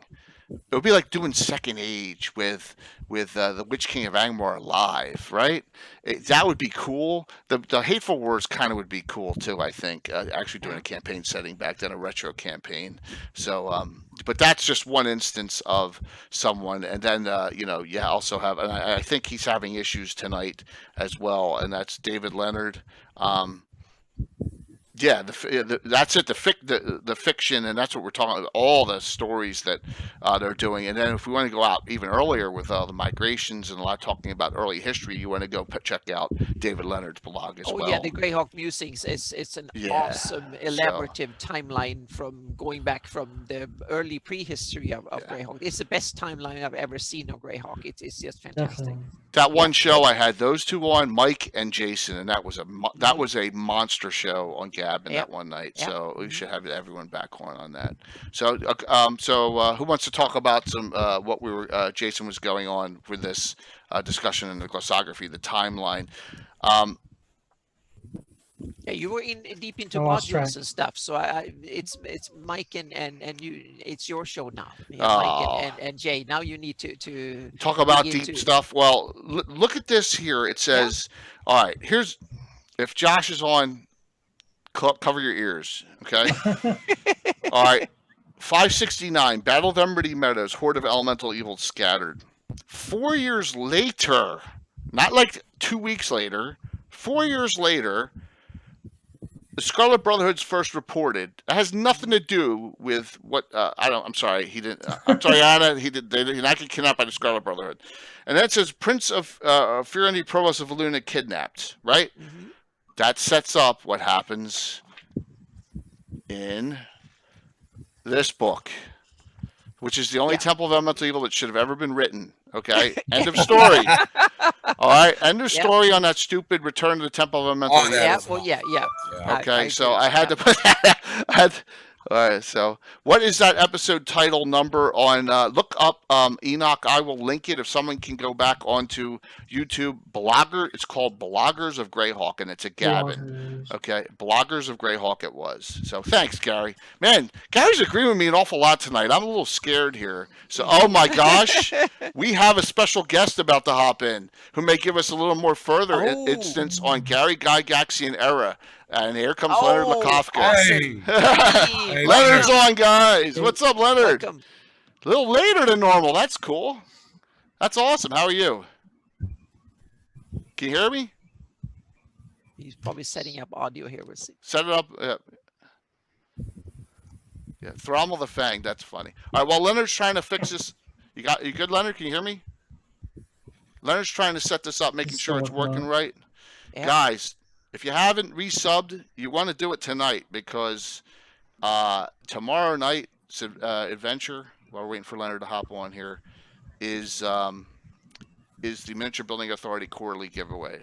$75 gift certificate for subs, $25 gift certificate just for follower signups. Tomorrow night's game. Okay, at the end. So big one. So if you haven't resubbed yet and you need to, pop it up now and make sure you're eligible for both drawings. Can you hear us, Leonard? Can you hear me? I can. All How are right. you? Awesome. How are you? Yeah, We're perfect. talking the Gygaxian era.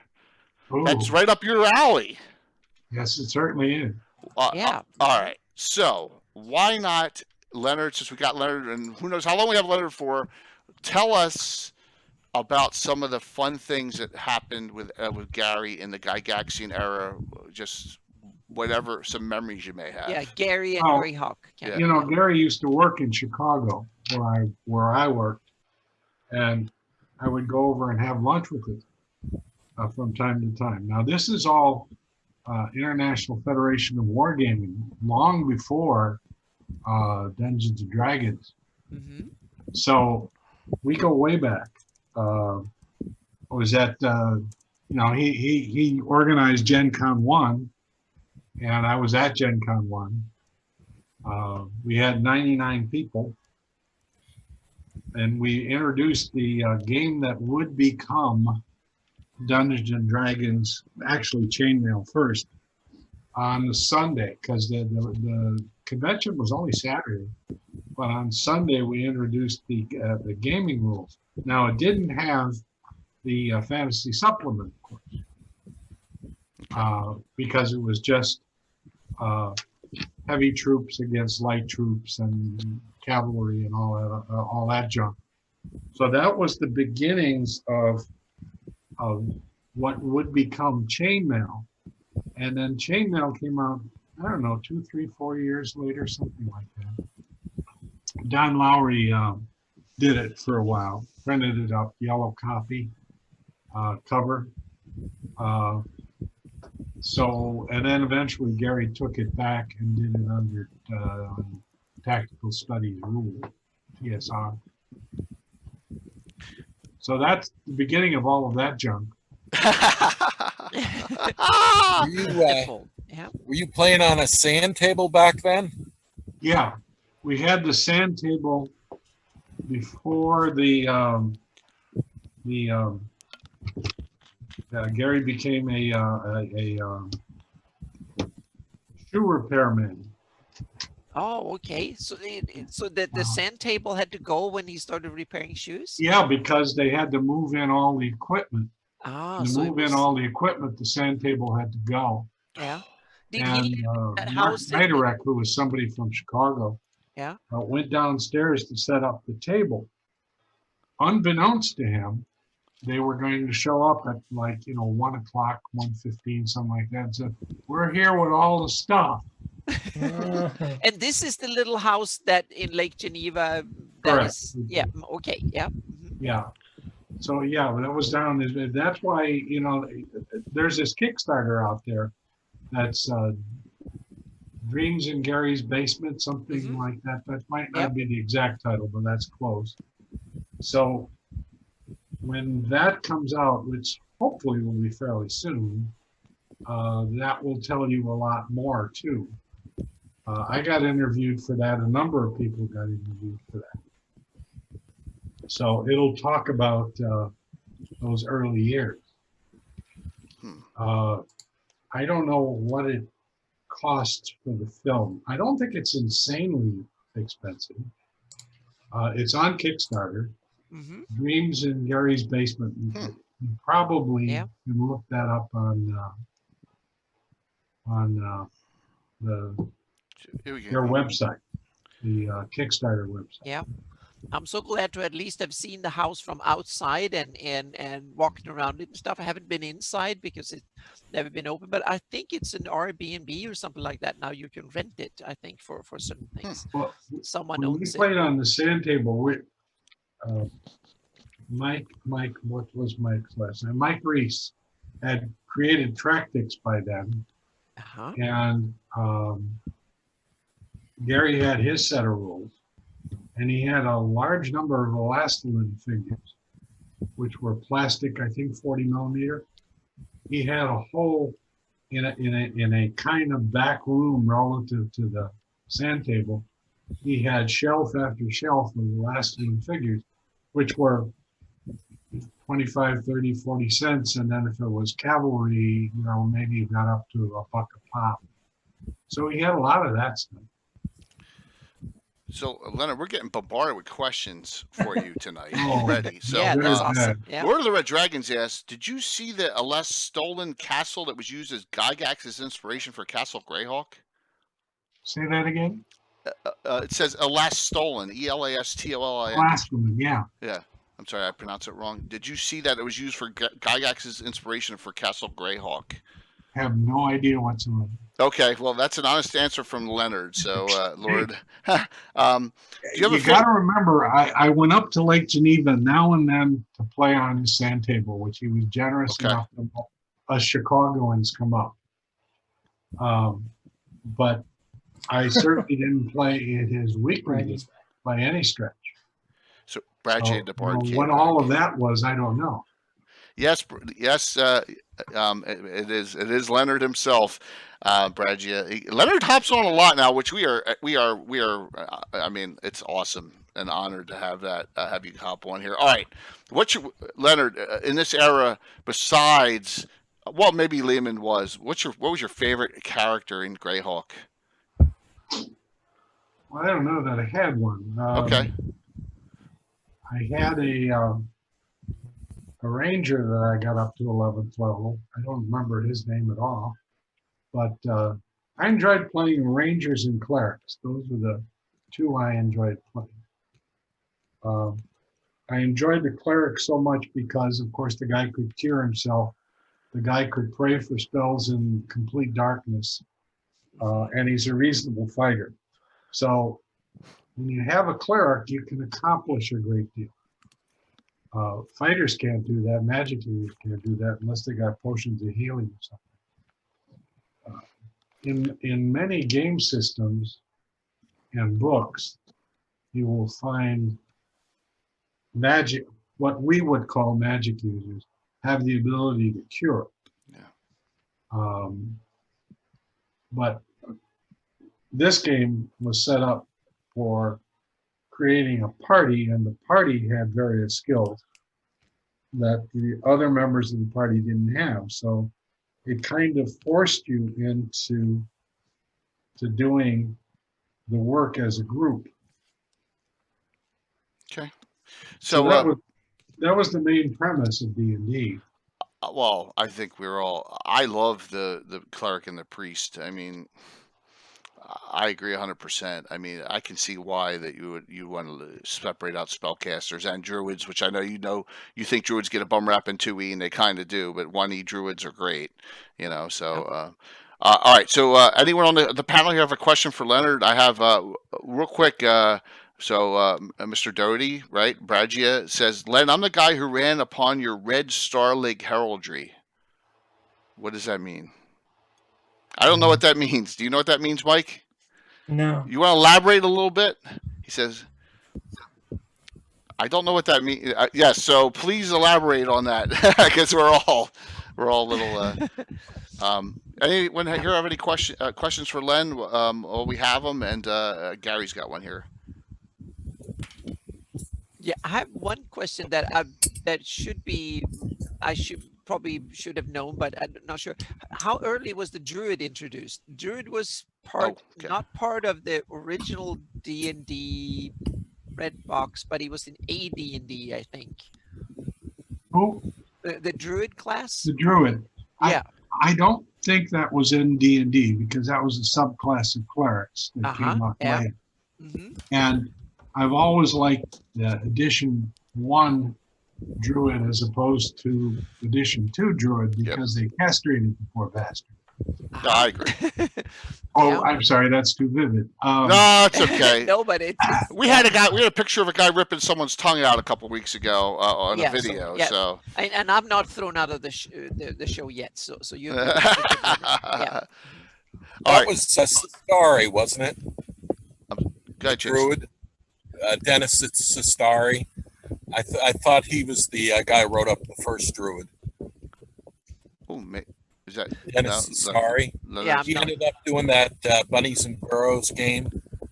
Oh, really? And he wrote the first Druid for D&D, you think? I thought so. I'm not sure anymore. All right. So a clarification, Bragia DeBar. Sorry, Len, typo. Len asked me to create him some heraldry for the Red Star League about 9 or 10 years ago. Oh. That would have been not me doing it, though. Okay. All right. Because, people assume that Lehman did all these kinds of things that nobody ever asked me boo about. Right. So He went ahead and did it. So your canon for Lehman is Earth Journal article you wrote on your life. Yeah. Okay. Okay. Perfect. Earth Journal number 10. 10 or 11. Yeah. Comes to mind. Yep, Yeah. sure it's 10. Yeah. Yep. So that's cool. All right. So That was Lehman's life. Yeah. Gary Julian asked, have you played any of the modules outside of the L series that Gary wrote, like Hamlet? I did the Giant series. Okay. Awesome. Hey, cool. We were talking about that earlier. I think that the Hamlet was in there somewhere. I've read through, what was the vampire one? Ravenloft. Ravenloft? It was the Hickmans. Yeah, Ravenloft. I read that, but I didn't have anybody available at the time to DM it. So I read it. I enjoyed it. It had some nice visuals, the way they did some 3D stuff that hadn't been done. To my knowledge, hadn't been done before. Lord only knows it may have been done before. That's the thing about this game. You think you fall upon something and it's original and it isn't. Other people have certainly done it in the past.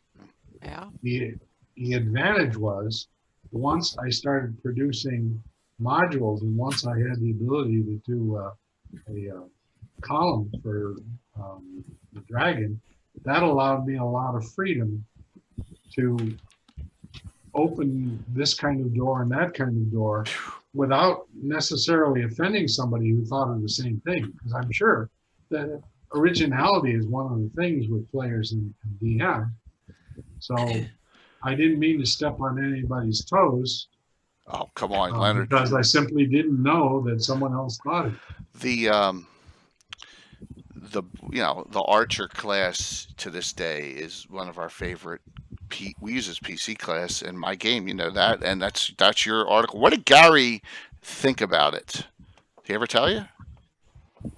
Not really. I think I always sent them directly to him, and I gave him the copyright so that we would never have that argument with somebody else that, well, Len wrote it. Yeah, I wrote it. Yeah. But I gave Gary the copyright. So it was copyrighted Gary Gygaxian. Because early on, people started producing almost the identical game and calling it theirs and asking for money. And he had to sue them. And the public didn't care for that. They thought, well, gee, that's his game. Well, no, it isn't. I went through all the blood, sweat, and tears of getting it published, and now you're coming in and literally almost virtually copying. There are 2 or 3 instances of where it was the same thing: strength, intelligence, wisdom, dexterity, constitution, charisma, in that order. And they claimed it was theirs. They were trying to make money on it, so he had to get a cease and desist order. That made him unpopular. But on the other hand, if he doesn't protect his copyright, he's screwed. Yeah. So it was one of those no-win situations in its own way. But people were trying to capitalize on his success. Oh yeah. So he had to defend his copyright. Now, I can't tell you the names of either the person or the name of their game. I just heard from Gary saying, well, I had to sue this guy and I had to sue that guy and give him a cease and desist. I didn't ask. I don't think he asked for any money from them. Right. They sold 40 or 500 or whatever the hell it was. He didn't ask for anything, I don't think. Now, if he had a good lawyer, his lawyer probably would have asked for money. So I can't tell you. I don't know. Were you and he both shocked how popular this became so quickly? Well, it was the fantasy supplement that made what would become Dungeons and Dragons. Chainmail, yeah. Okay. Yeah. Now, of course, the early game listed Ents and Belrogs and things that were, some of which were copyrighted by the Tolkien Foundation. I think Tolkien was dead by then. Yeah, I think it must have been his foundation or the house or whatever it's they called. came out with a movie that was rather a poor movie, actually. Oh, you mean the cartoon or the Yeah. Rankin Bass. Yeah. Bashki. Rough Something like Bakshi. Yeah, that it only went Yeah, up to the right. Battle of Helm's Deep and it just ended. And what? And it was supposedly Lord of the Rings, which of course it wasn't. Yeah, they ran out of money or something, or Yeah. Well, it was a shitty movie. Yeah. You gotta love Len's candor. All right, come on, guys, throw some questions out there for Len, referring to Gary. Len, when was your first article in Dragon? Do you remember? Number one. Yeah. Number one. Number one. And then I I think did a set of fantasy miniature rules. I think And then I did Women in Magic in number 3. And then from there, I don't know. Somebody gave me a list the other day. yeah, actually, all Gaetano right. LaFavi did it. He did an entire Len compilation of every publication you ever did in Dragon, which Yeah. was awesome. wow. Yeah. So definitely was very well done. Len, you probably don't, but getting back to the G series, did you play Lehman through this, or did you play another character? Do you remember? Oh no. I played a third or fourth or fifth level ranger, Oh my gosh. and he was he rolled an 18. Guess where I put it? Strength, Nope, charisma, nope, constitution, because you get 2 dice at first. nope,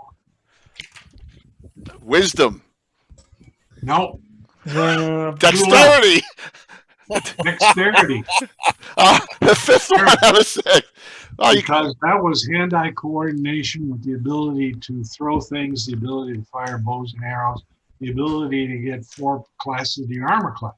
Yeah. that's true. Because I said to myself, Self, you can always get a magic weapon and accomplish the same thing you would have accomplished.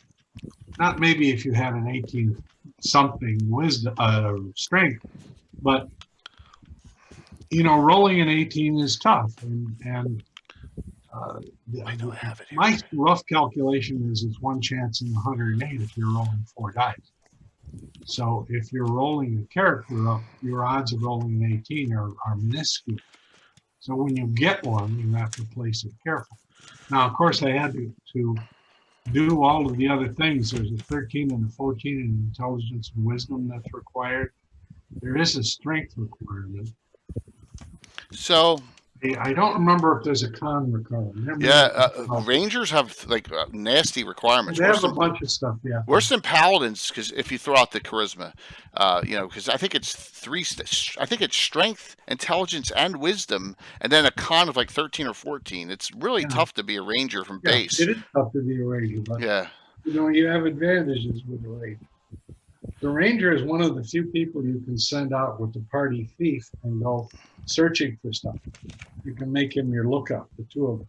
So the ranger is teaching the thief what to do, and the thief is teaching the ranger what to do.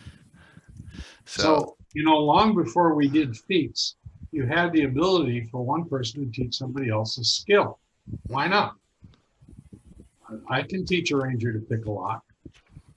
I can. And I was doing that already with AD&D. I let my players, if they wanted to teach one another something, I let them do it. As long as they had statistics that would allow it to happen. Why not? It's equivalent to what they're calling feats now. I don't know if that's 5th level, 5th edition. Well, it started with 3rd edition, and then 4th and 5th. Well, and 3rd edition, I read the first 20 pages and threw the damn book away.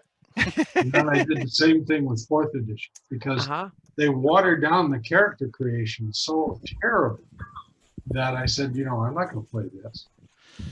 So I threw away 3 and I threw away 4, and by the time 5 came out, I didn't give a damn. Now, that doesn't mean it might not be good. It might be. I don't know.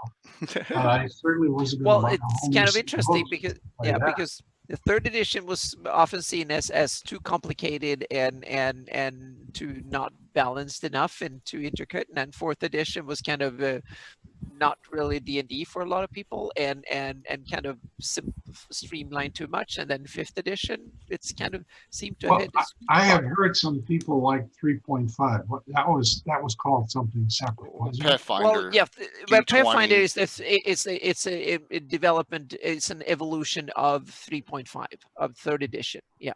Dungeons & Dragons Count. All right, so Leonard, I just happen to have in my hand Best of the Dragon Volume 3. And if you go back to page 78, guys and gals, issue 45 is right here. The Archer made Best of the Dragon Volume 3. This is Leonard's article. We cherish this in my campaign. And talking about high decks, this is a class you want to have high decks for. So I always thought this would make a great base core class. I really did. And so when my question is for the Gygaxian era on this one. When 2nd edition was about to come out,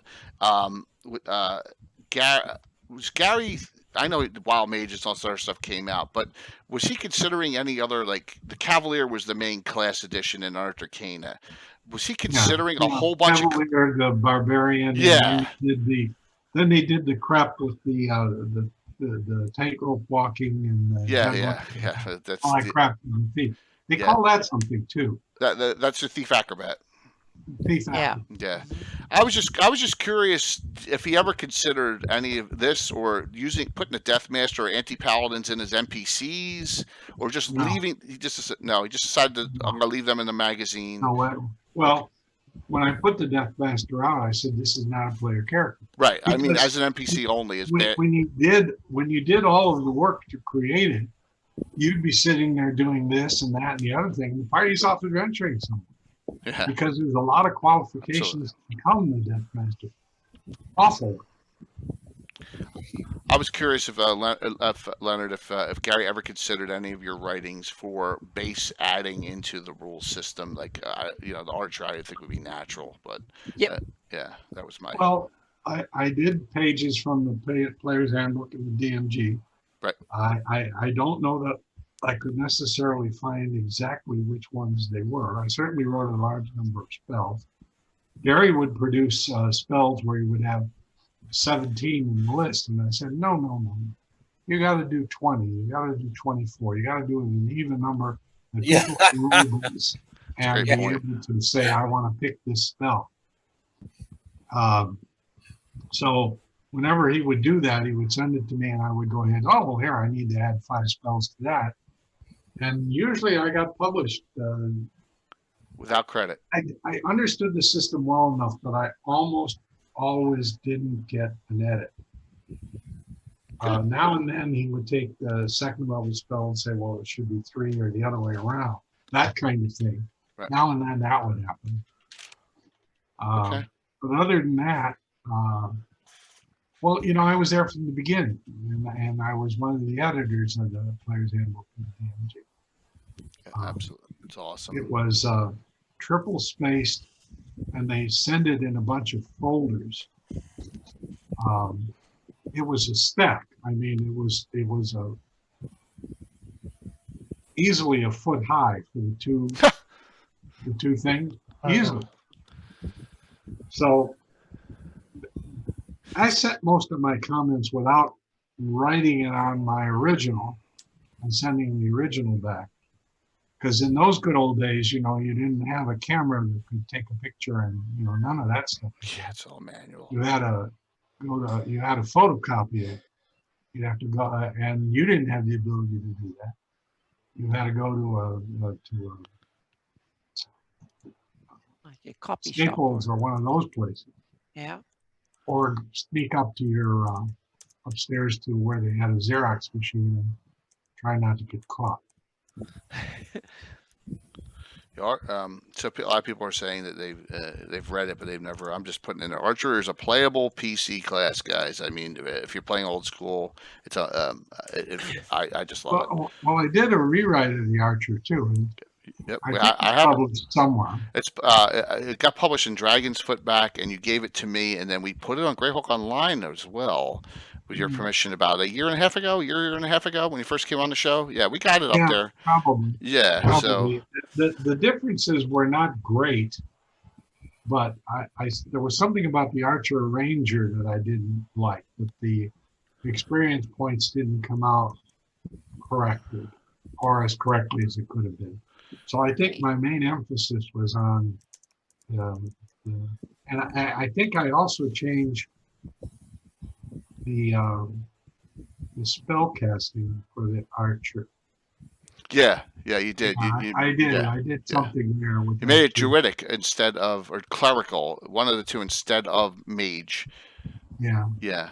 I got a question from Public Day. Can you confirm, because you were doing some editing, that not everything in the original Dungeon Master's Guide from Gary came from Greyhawk?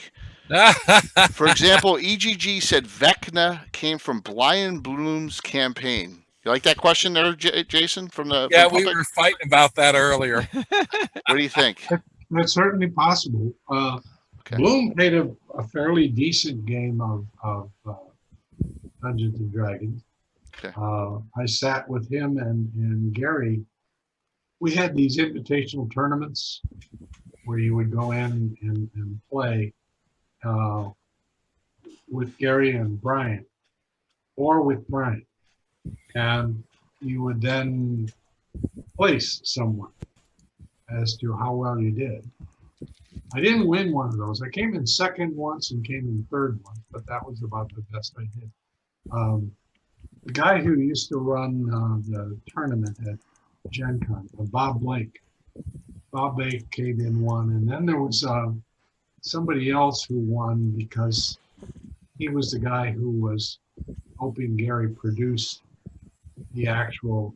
I'm trying to think of who that was.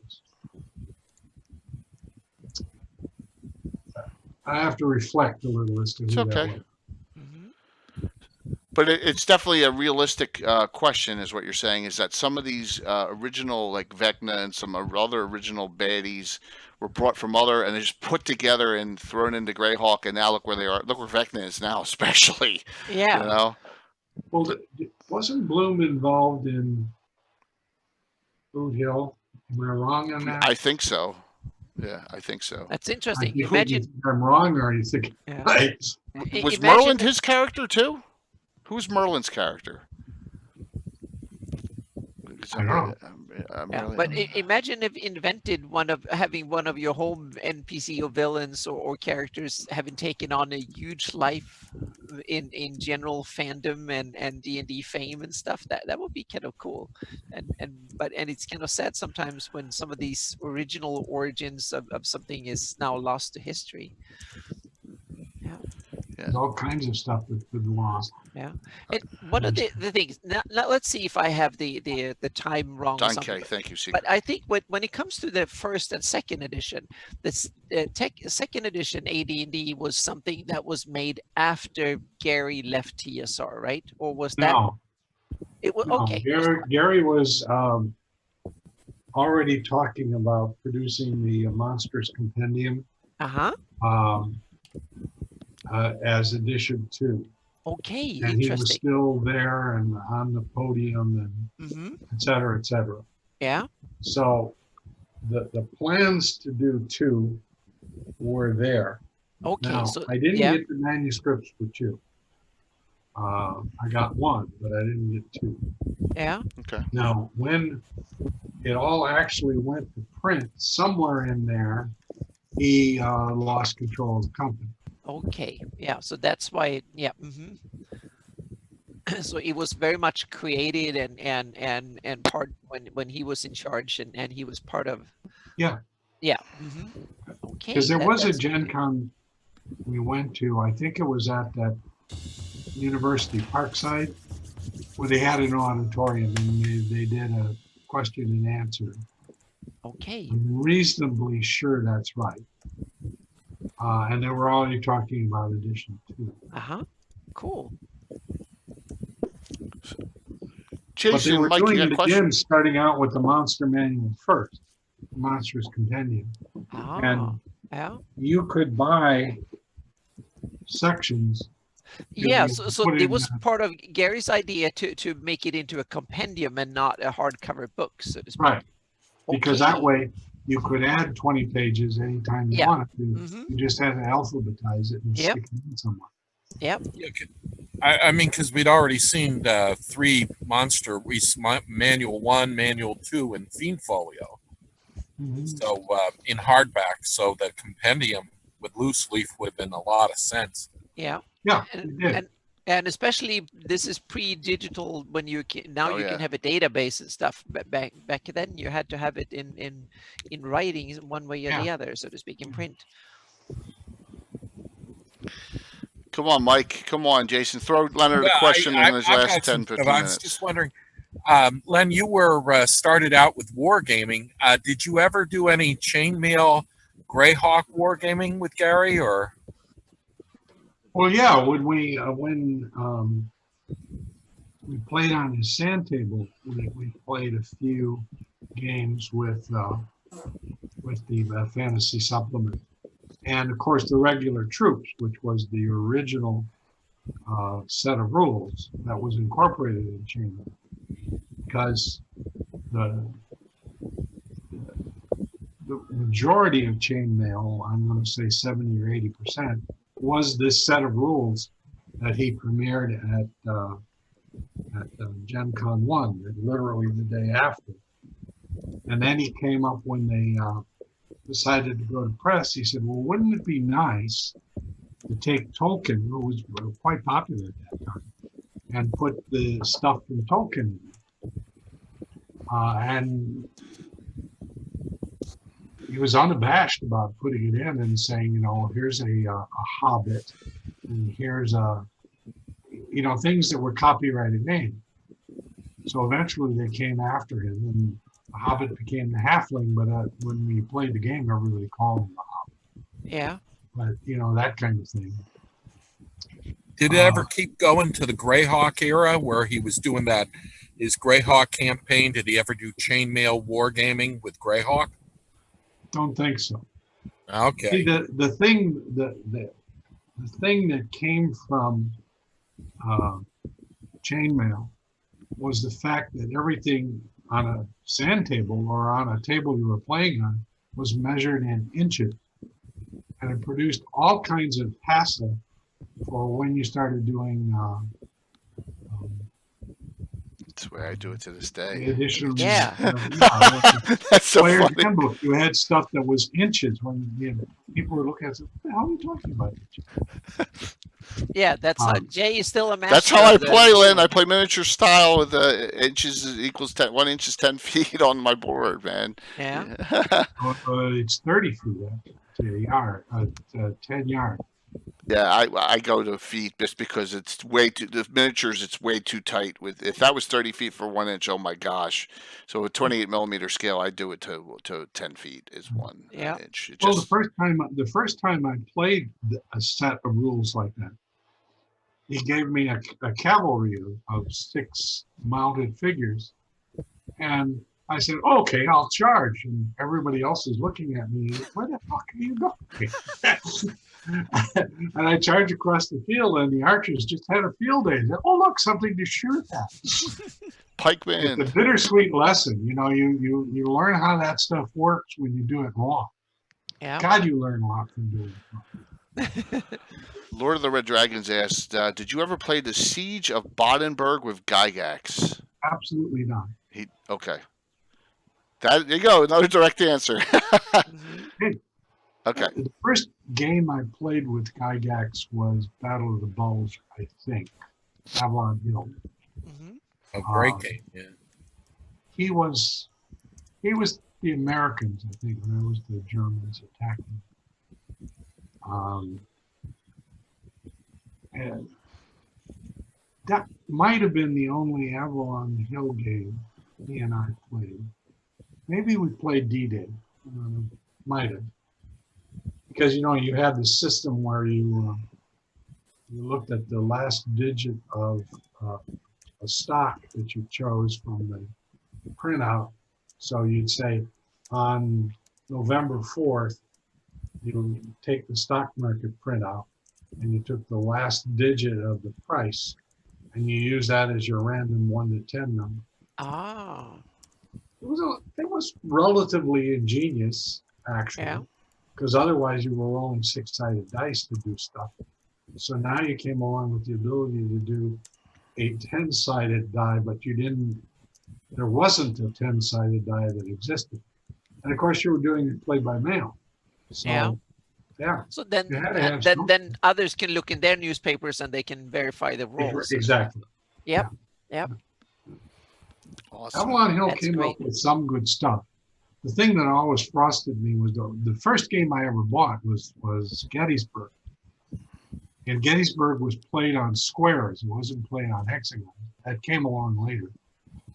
But when one of these big reinforcements came, you put it on the road. And of course, now you didn't have to move to put it on the road. You just put it on the road. So you got to cheat legally by putting in this long road of things where you would have had to march 3 or 4 rounds to get that far.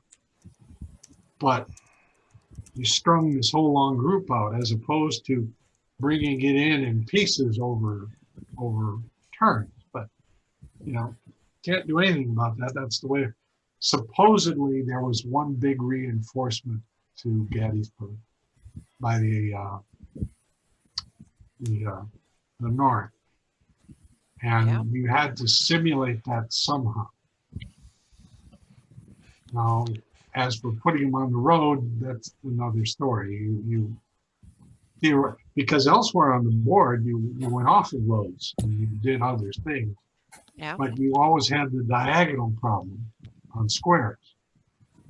Yeah. You could go diagonally Like where Stratego, you before you can't. would have to go up 4 squares and then over 4 squares, but you could go 4 squares diagonally and accomplish the same thing.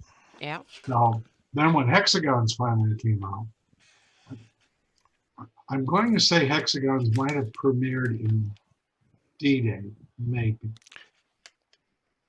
Len, Or did you? Tactics or Tactics 1 or Yeah, Tactics Tactics 2 or 2. something like that. Len, did you ever play Divine Right at all? No, Okay, because that was like a D&D style war game that that came out, and that was No. okay. didn't. It's good. I always liked it. It was an old game too. Yeah, I think Divine Right was a little like Diplomacy too. A little bit, but it was cool. It had units and everything in there. So trying I tactics was all Well, square. Blitzkrieg. Diplomacy was very big back in the old days. Oh yeah, Yep. yeah. And it was that gigantic board. It was the biggest board in of any game. The box was huge. I met Alan Kellemer, went to his house once, and when Alan played the game, he was boring as hell. My God, man came to our one of our conventions as a featured speaker, and he went on and on and on, and it didn't make any fucking sense. Alan was a nice guy, but deep down he was a mail carrier. That was his job. But he created Diplomacy. Wow. And Diplomacy was a very, very popular game. So you invited him, you paid for his entry fee. Luckily, we didn't have to import him because he was in a suburb of Chicago. Where he Okay. lived. Yeah. So Len, how you doing? How you feeling? You feeling good? You're everything okay? I mean, I know. Me? Yeah. How you doing? Oh, well, yeah. I start chemo again on Monday. Okay. So that's depressing. But Yeah. then, the alternative is dying. So it's Well, it's one of those things you have to do. Yep. Mm-hmm. we hope for the best for you because we love Well, having yeah. you hop I on and reminisce, man. It's awesome. Yeah, it's so wonderful I to have want a to be chance. in the 25% that lives longer than 5 years. Let's hope for it. Yep. Well, So- So Len, I don't know if you've heard, with some help. So I don't say those who were okay. We're doing a virtual Greyhawk con in October. We're going to have a Greyhawk Well, convention. I read something about that somewhere. Yep. Okay. Mhm. Yeah. In October, isn't it? Yep. Yep, First week in it's October. Yeah. October. We're gonna have 10 Twitch channels now involved. We're gonna have signups. We're gonna do the whole. It's gonna be Greyhawk based. Just it's fan content. So just letting you know that it'll be a fun time. And hopefully Greyhawk's making a great comeback, and that's what we're looking for. And it's great that you are the old guard, man. I mean, right, of Greyhawk. So it's a shame. Old Florida is pretty accurate, but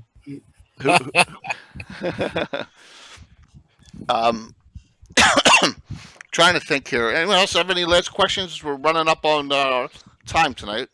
because I'm running out of time.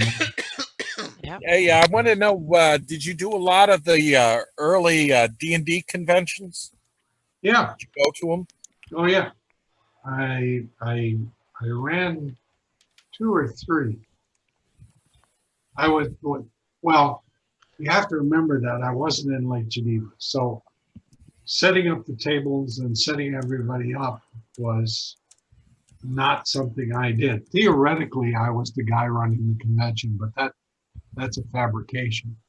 Bill Hoyer did 1 year, and Bill did a lousy job of cleaning up afterwards. And then, Horticulture Hall threatened to throw us out Yeah.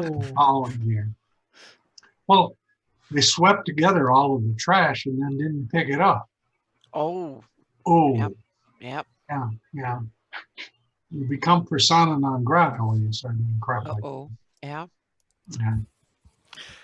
So what we need to do is in the near future, especially before we get to Virtual Greyhawk Con, we need to get Leonard and some other, maybe Leonard and Luke on a show together. We need to do it, Yep. and Mhm. you know, and have some discussions pre-con. That would be awesome. So we'll try and set that up, Leonard. I really appreciate you hopping on tonight. It was a perfect timing too for Gygaxian era discussion. You know, to get some Yep. reference on Mhm. what we're trying to really go on, about was this.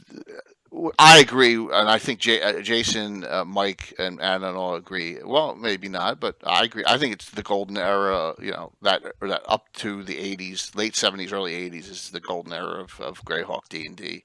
The modules that coming out, including yours, or like they're classic. Well, I Well, just look back. They keep I coming have back. I have a sheet of paper which I'm going to hold up. But Okay.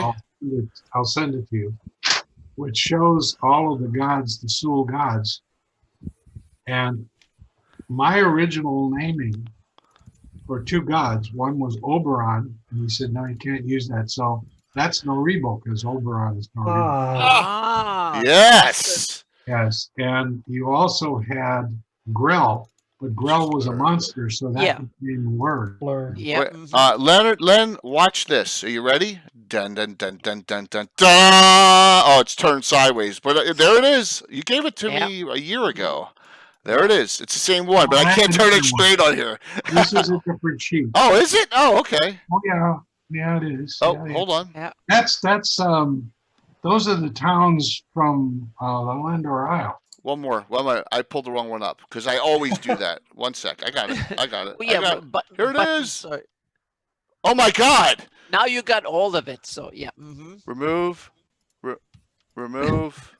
How the hell did I do that? Remove. Yeah, Jay with buttons. Remove. That's kind of yeah. Remove. There it is. That's it. Yes, that's it. Okay, I do have. Yeah, it's awesome. Yeah. Done So on a typewriter, and actually, this is I think dot this is matrix printer, started- isn't it?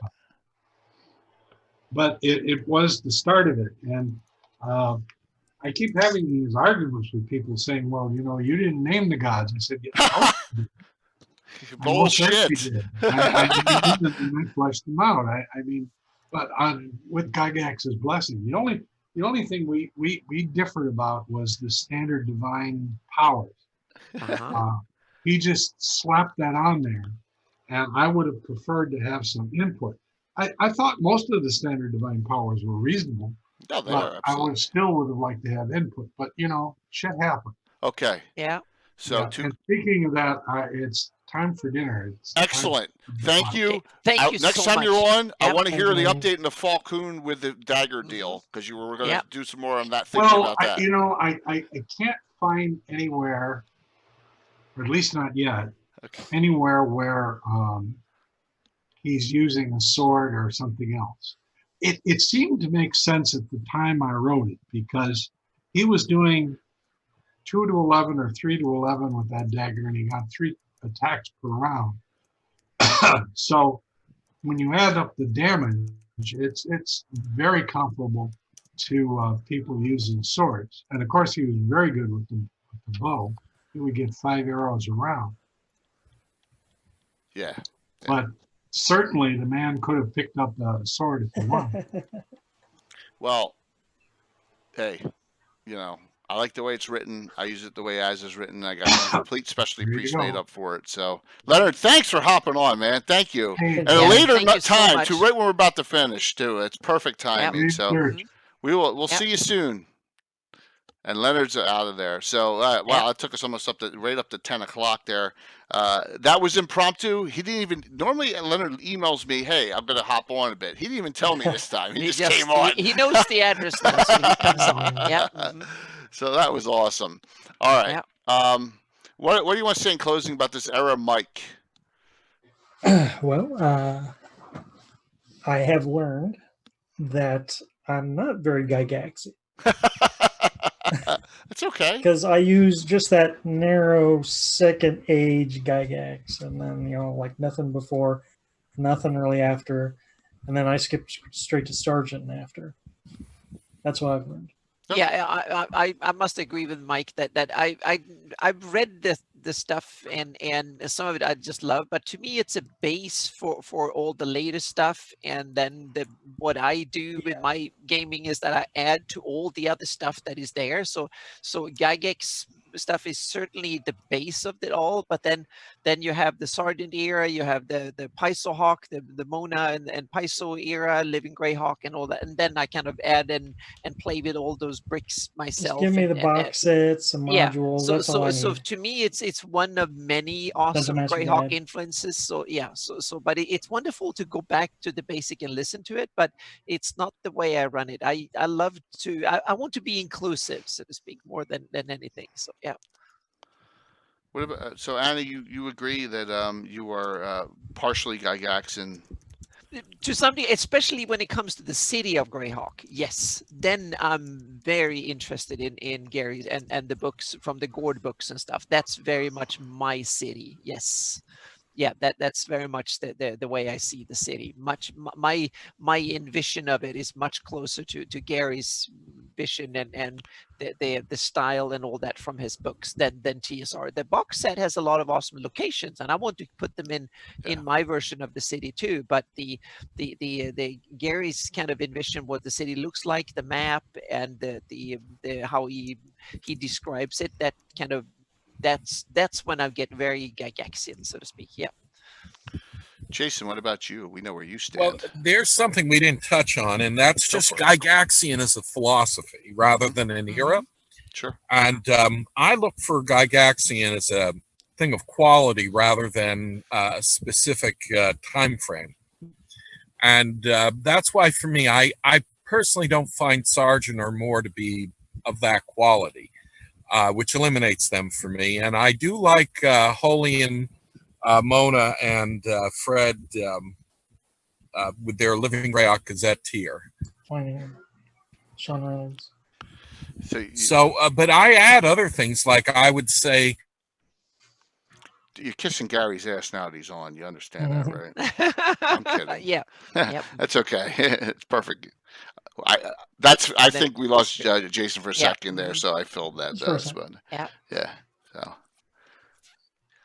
let me know when you're back, Jason. Oh, sorry about that. Don't worry, man. I was just saying that, like a lot of things from Bruce Cordell, Sargent's adventure design is very Gygaxian to me.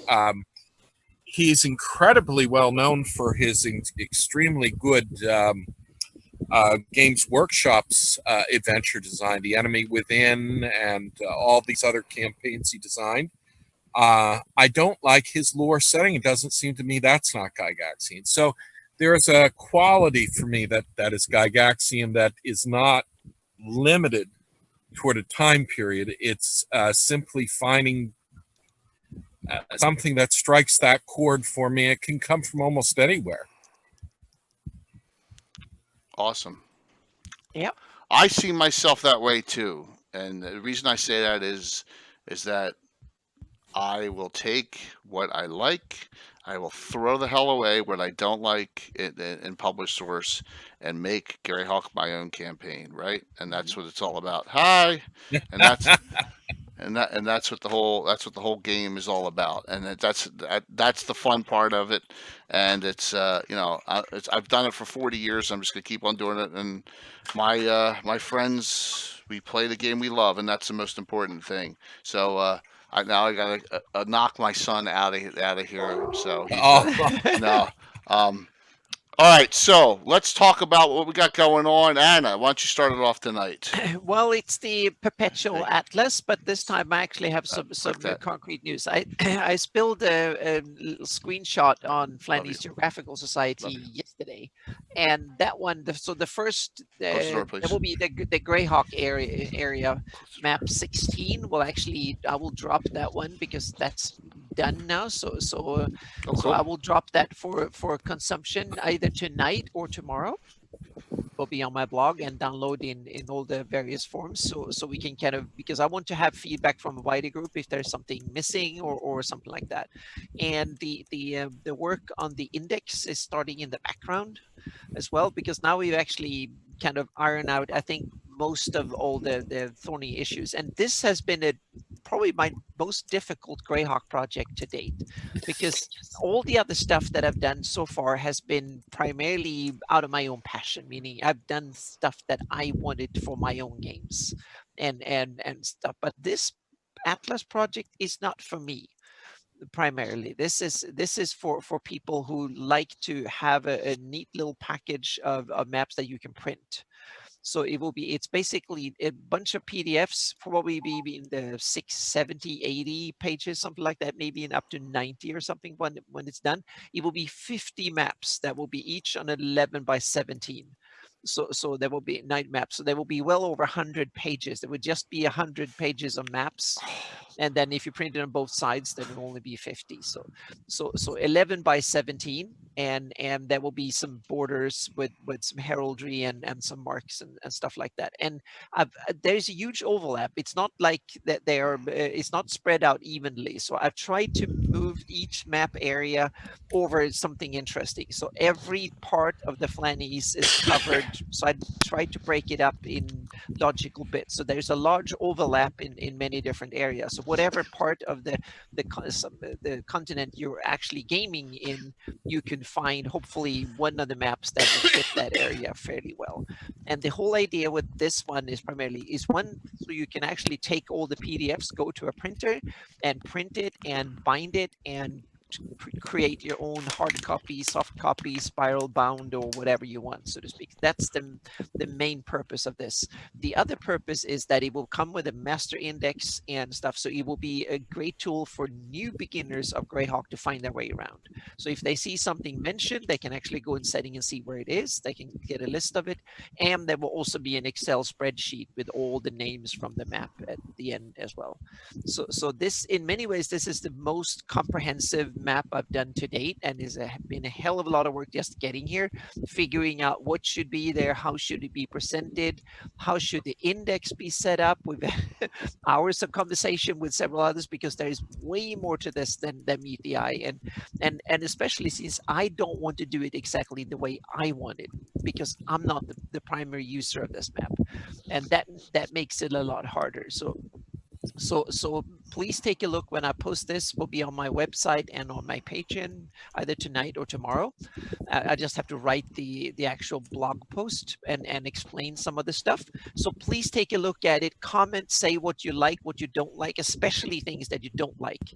So that way I can get feedback early, because I'm going to wait a little bit before I dig in and start doing the other ones, because there might be issues and things that me and the 3-4 people that have shown this to in detail, and that might be other really cool ideas, and especially things that will be kind of dead in the water. So I want to have that final quality check before I go into production. So then it's actually not that difficult. I will probably be able to crank out one of these new map spreads every couple of days or something like that. So it shouldn't be too difficult to do.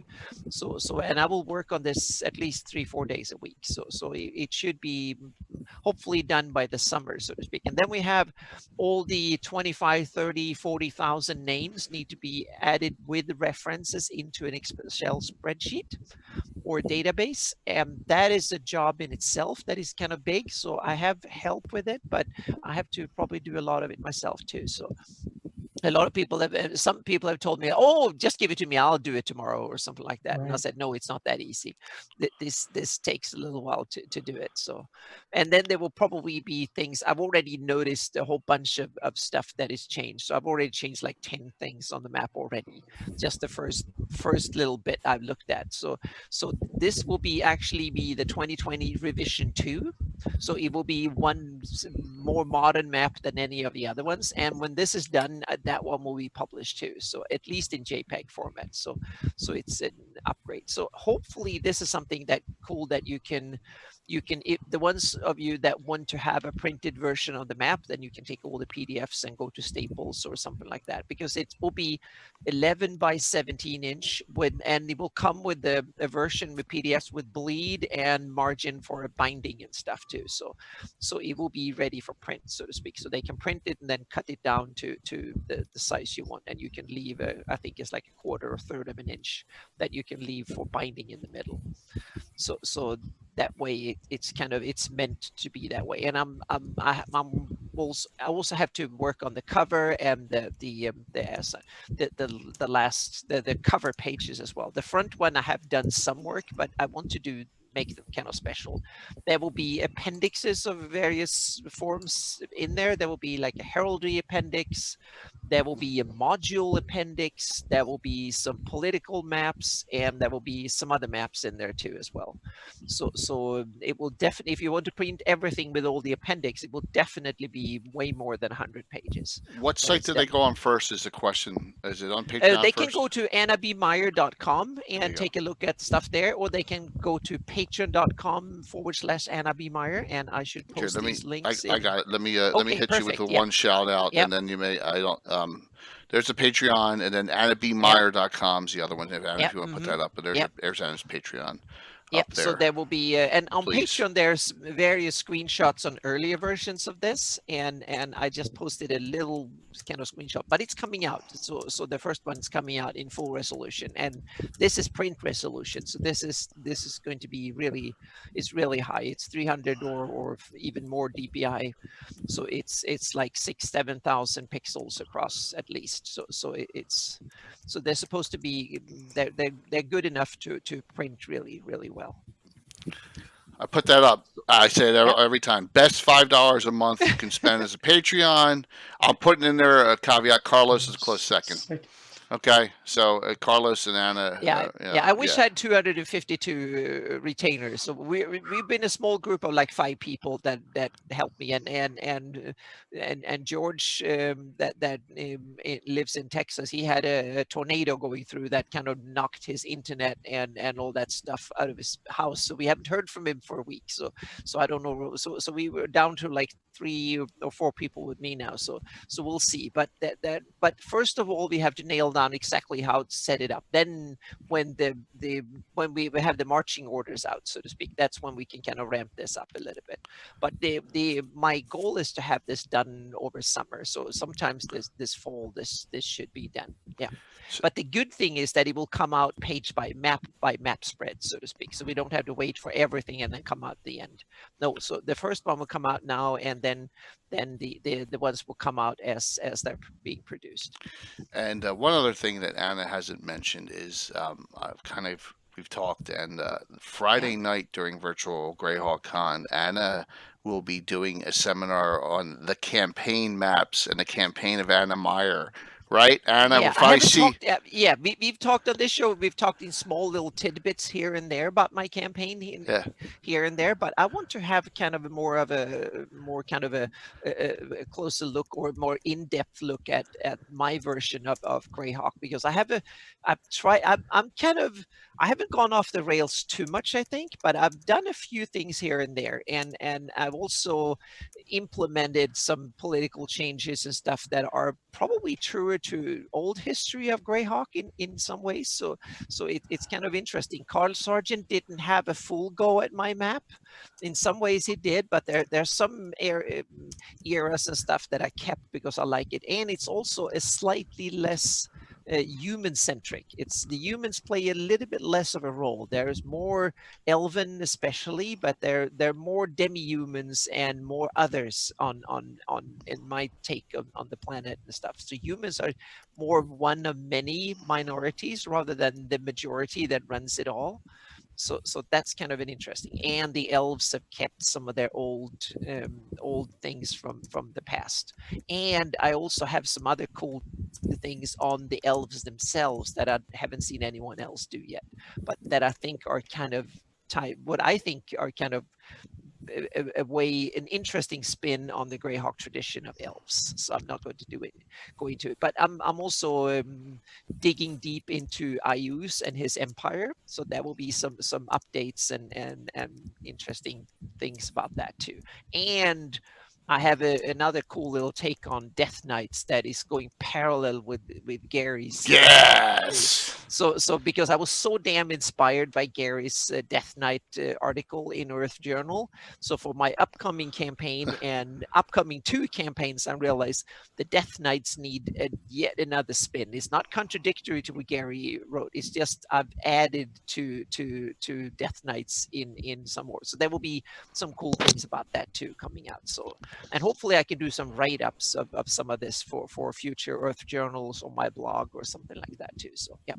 So yeah, so our Friday night for Virtual Greyhawk is already the highlights for Friday. Anna's going to go, and then Will is going to flip flop his nights and have his Greyhawk night on Friday after that for the late night. So we got that all. We got the Friday night set already, and then we pretty much got the Saturday night. I love Gary's idea that I should make it naked Greyhawk maps.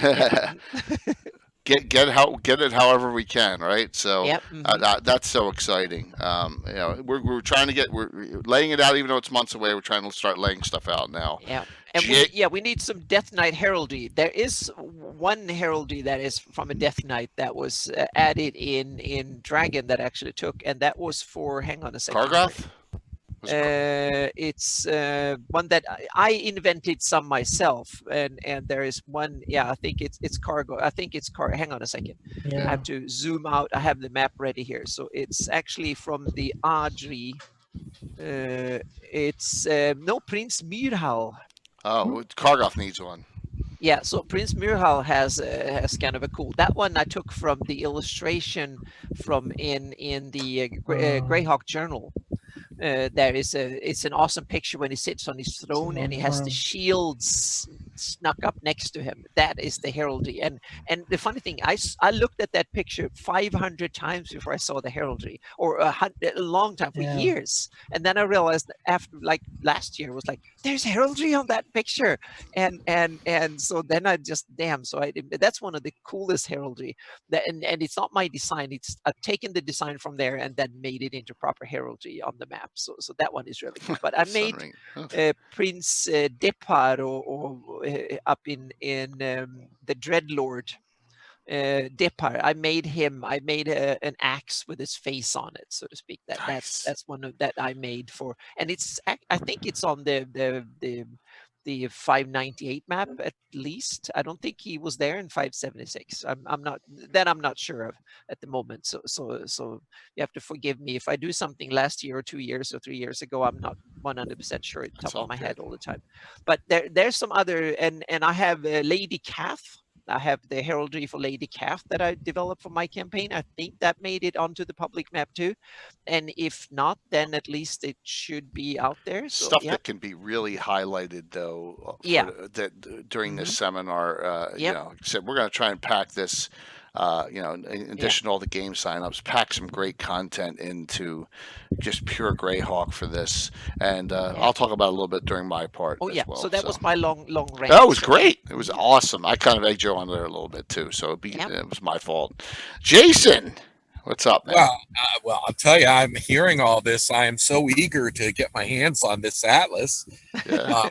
I got to tell you, as a designing Greyhawk DM, I can't think of anything more useful. I've used various Atlas things for settings before, and I tell you, this just sounds like it's going to be exactly what I've been looking for. And I think. There he goes. Damn. Oh my God. Well, no, I was saying, oh my God, because I had 7 Discord messages and I forgot I turned Discord on because the link was. Go for it. He's back again. My link's pretty bad tonight, but anyway, so I'm eager for this. But now, as for what I'm doing, I've got work that I need to get back to with my Blackmore Gazette, but I've been doing a lot with Spine Castle, and to kind of go on with what we're talking about tonight, one of my projects going into is to look through published material for Gygaxian goodness I can pull out of it. So I have stacks and stacks of material to go through. I mean, hundreds of modules from various companies over the last 40 years. and I'm gonna be sorting through them and finding out. Like, for instance, I found a 20-year-old Troll Lords game supplement called Cities and Settlements that is absolutely wonderful, and I've already started to steal material from that. So that's going to be one of my big projects. Blogger is changing its format, and I'm going to be moving to a different, my blog to a different place, and I'm going to be emphasizing doing a lot of work on finding published material that I can alter for my Greyhawk campaign. Right. Well, Jason, the more content you put out, everyone loves it all the time. It more and more. Are you taking a hiatus from doing some? The Hall of Mountain Kings are still coming out strong, right? For the most part. Well, I'm going to do a Hall of the Mountain King. I'm just not going to be doing it on Blogger anymore. Okay. You're going to just do it on Facebook? No, I'm talking about doing some stuff with Cannon Fire, the website. Oh, okay, cool. I have a WordPress account, but I don't really use it, and I've used MeWe as a backup, but it's not a Blogger system. Got it. Makes sense. Okay, well, I appreciate that, and I appreciate you coming on tonight. I know Leonard kind of always throws a wrench into things, but that was fun. That was a fun wrench, So thanks a lot, Jason, for tonight. And Mike, what do you got going on? Well, speaking of blogs, if you go on Greyhawk, my last couple of blog posts have some heraldry and from Braggy, who was just on tonight, Brandori. He's been doing some custom heraldry. So cool. Take that. I haven't seen that one. I'm looking at it right now. That's awesome. Yeah, I just put that up today.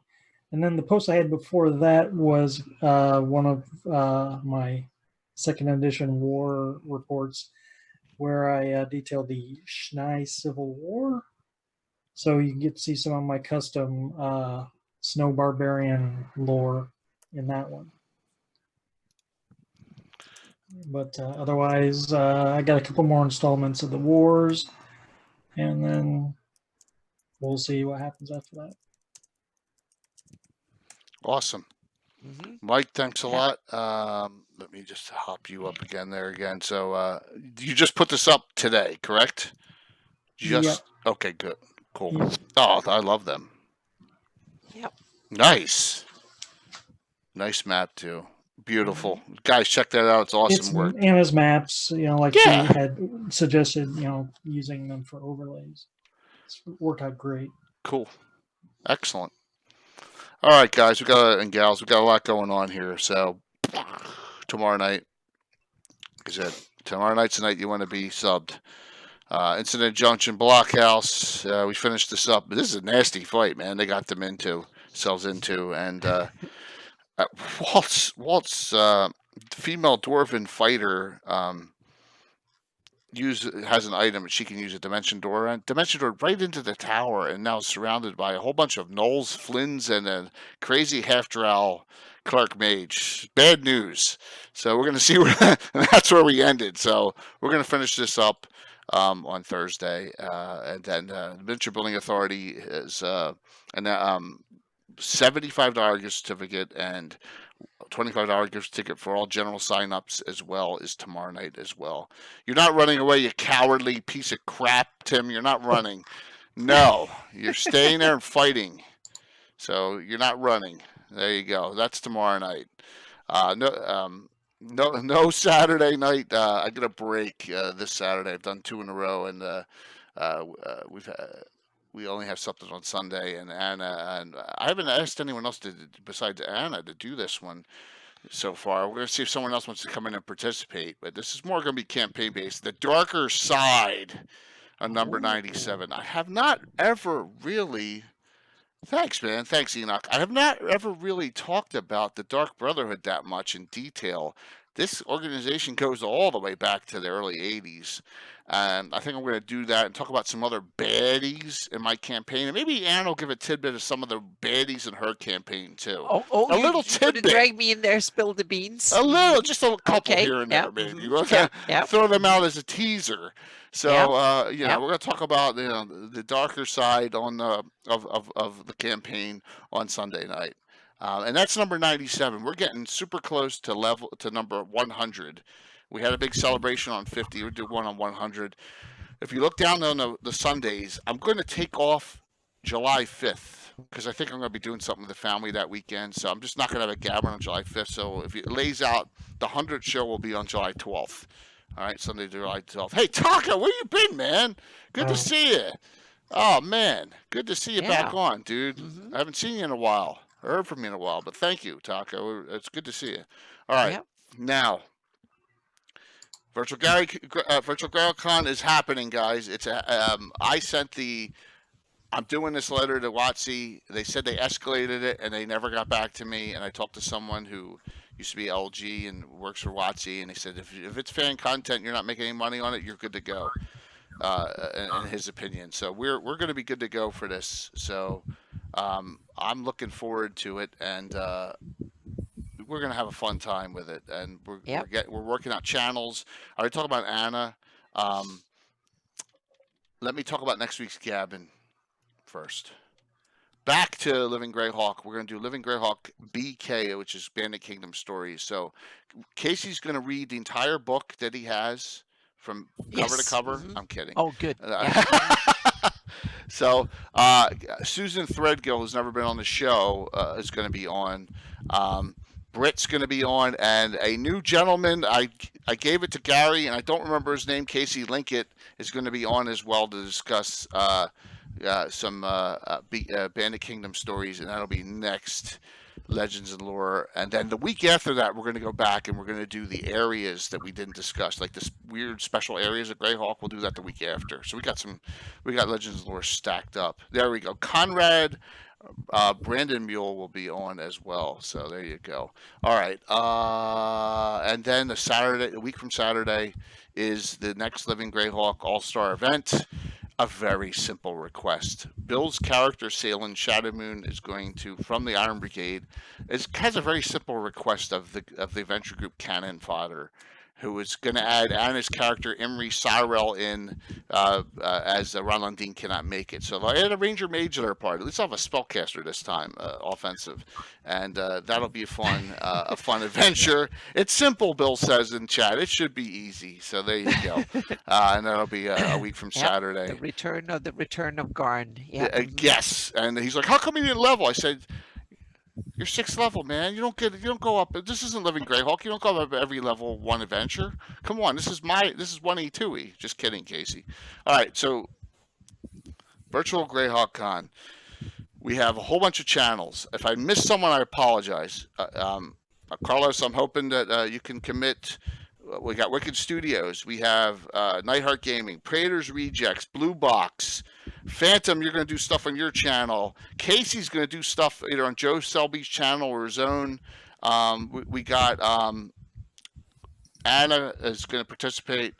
The Art of Mike Disney now from Gabbin. He's going to do a crafting show. He's going to make a Greyhawk character paint job on a Friday morning. So he's in. So we're going to have there's 10 Dragons in the Dining Room's in. We got like 10 channels that have already committed to this. So can't wait. And then plus all the content and shows.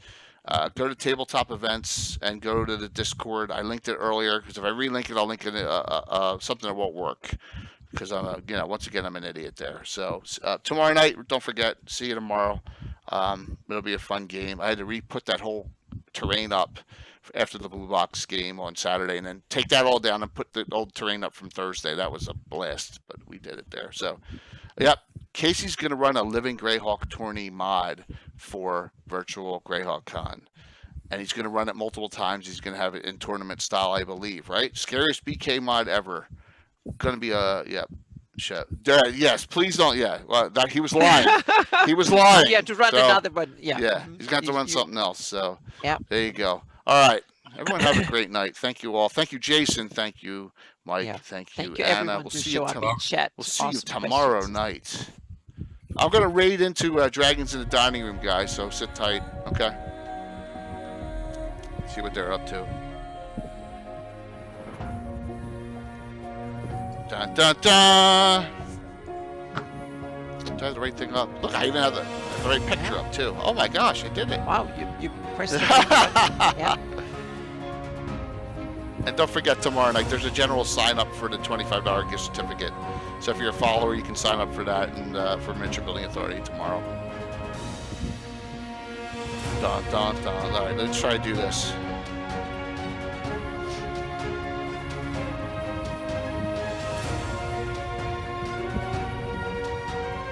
There we go.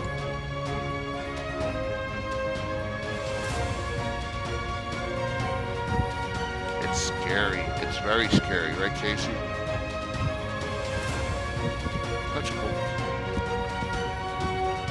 10 seconds, we'll head in. 9, 8, 7, 6. All right, heading in. Guys, have a great night. We'll see you tomorrow night. Boom. Just make sure that worked. Seems like it. Seems like it. At least the chat left, so now. Yeah, okay. Turn this off here. Turn the broadcast off. Yeah, it went.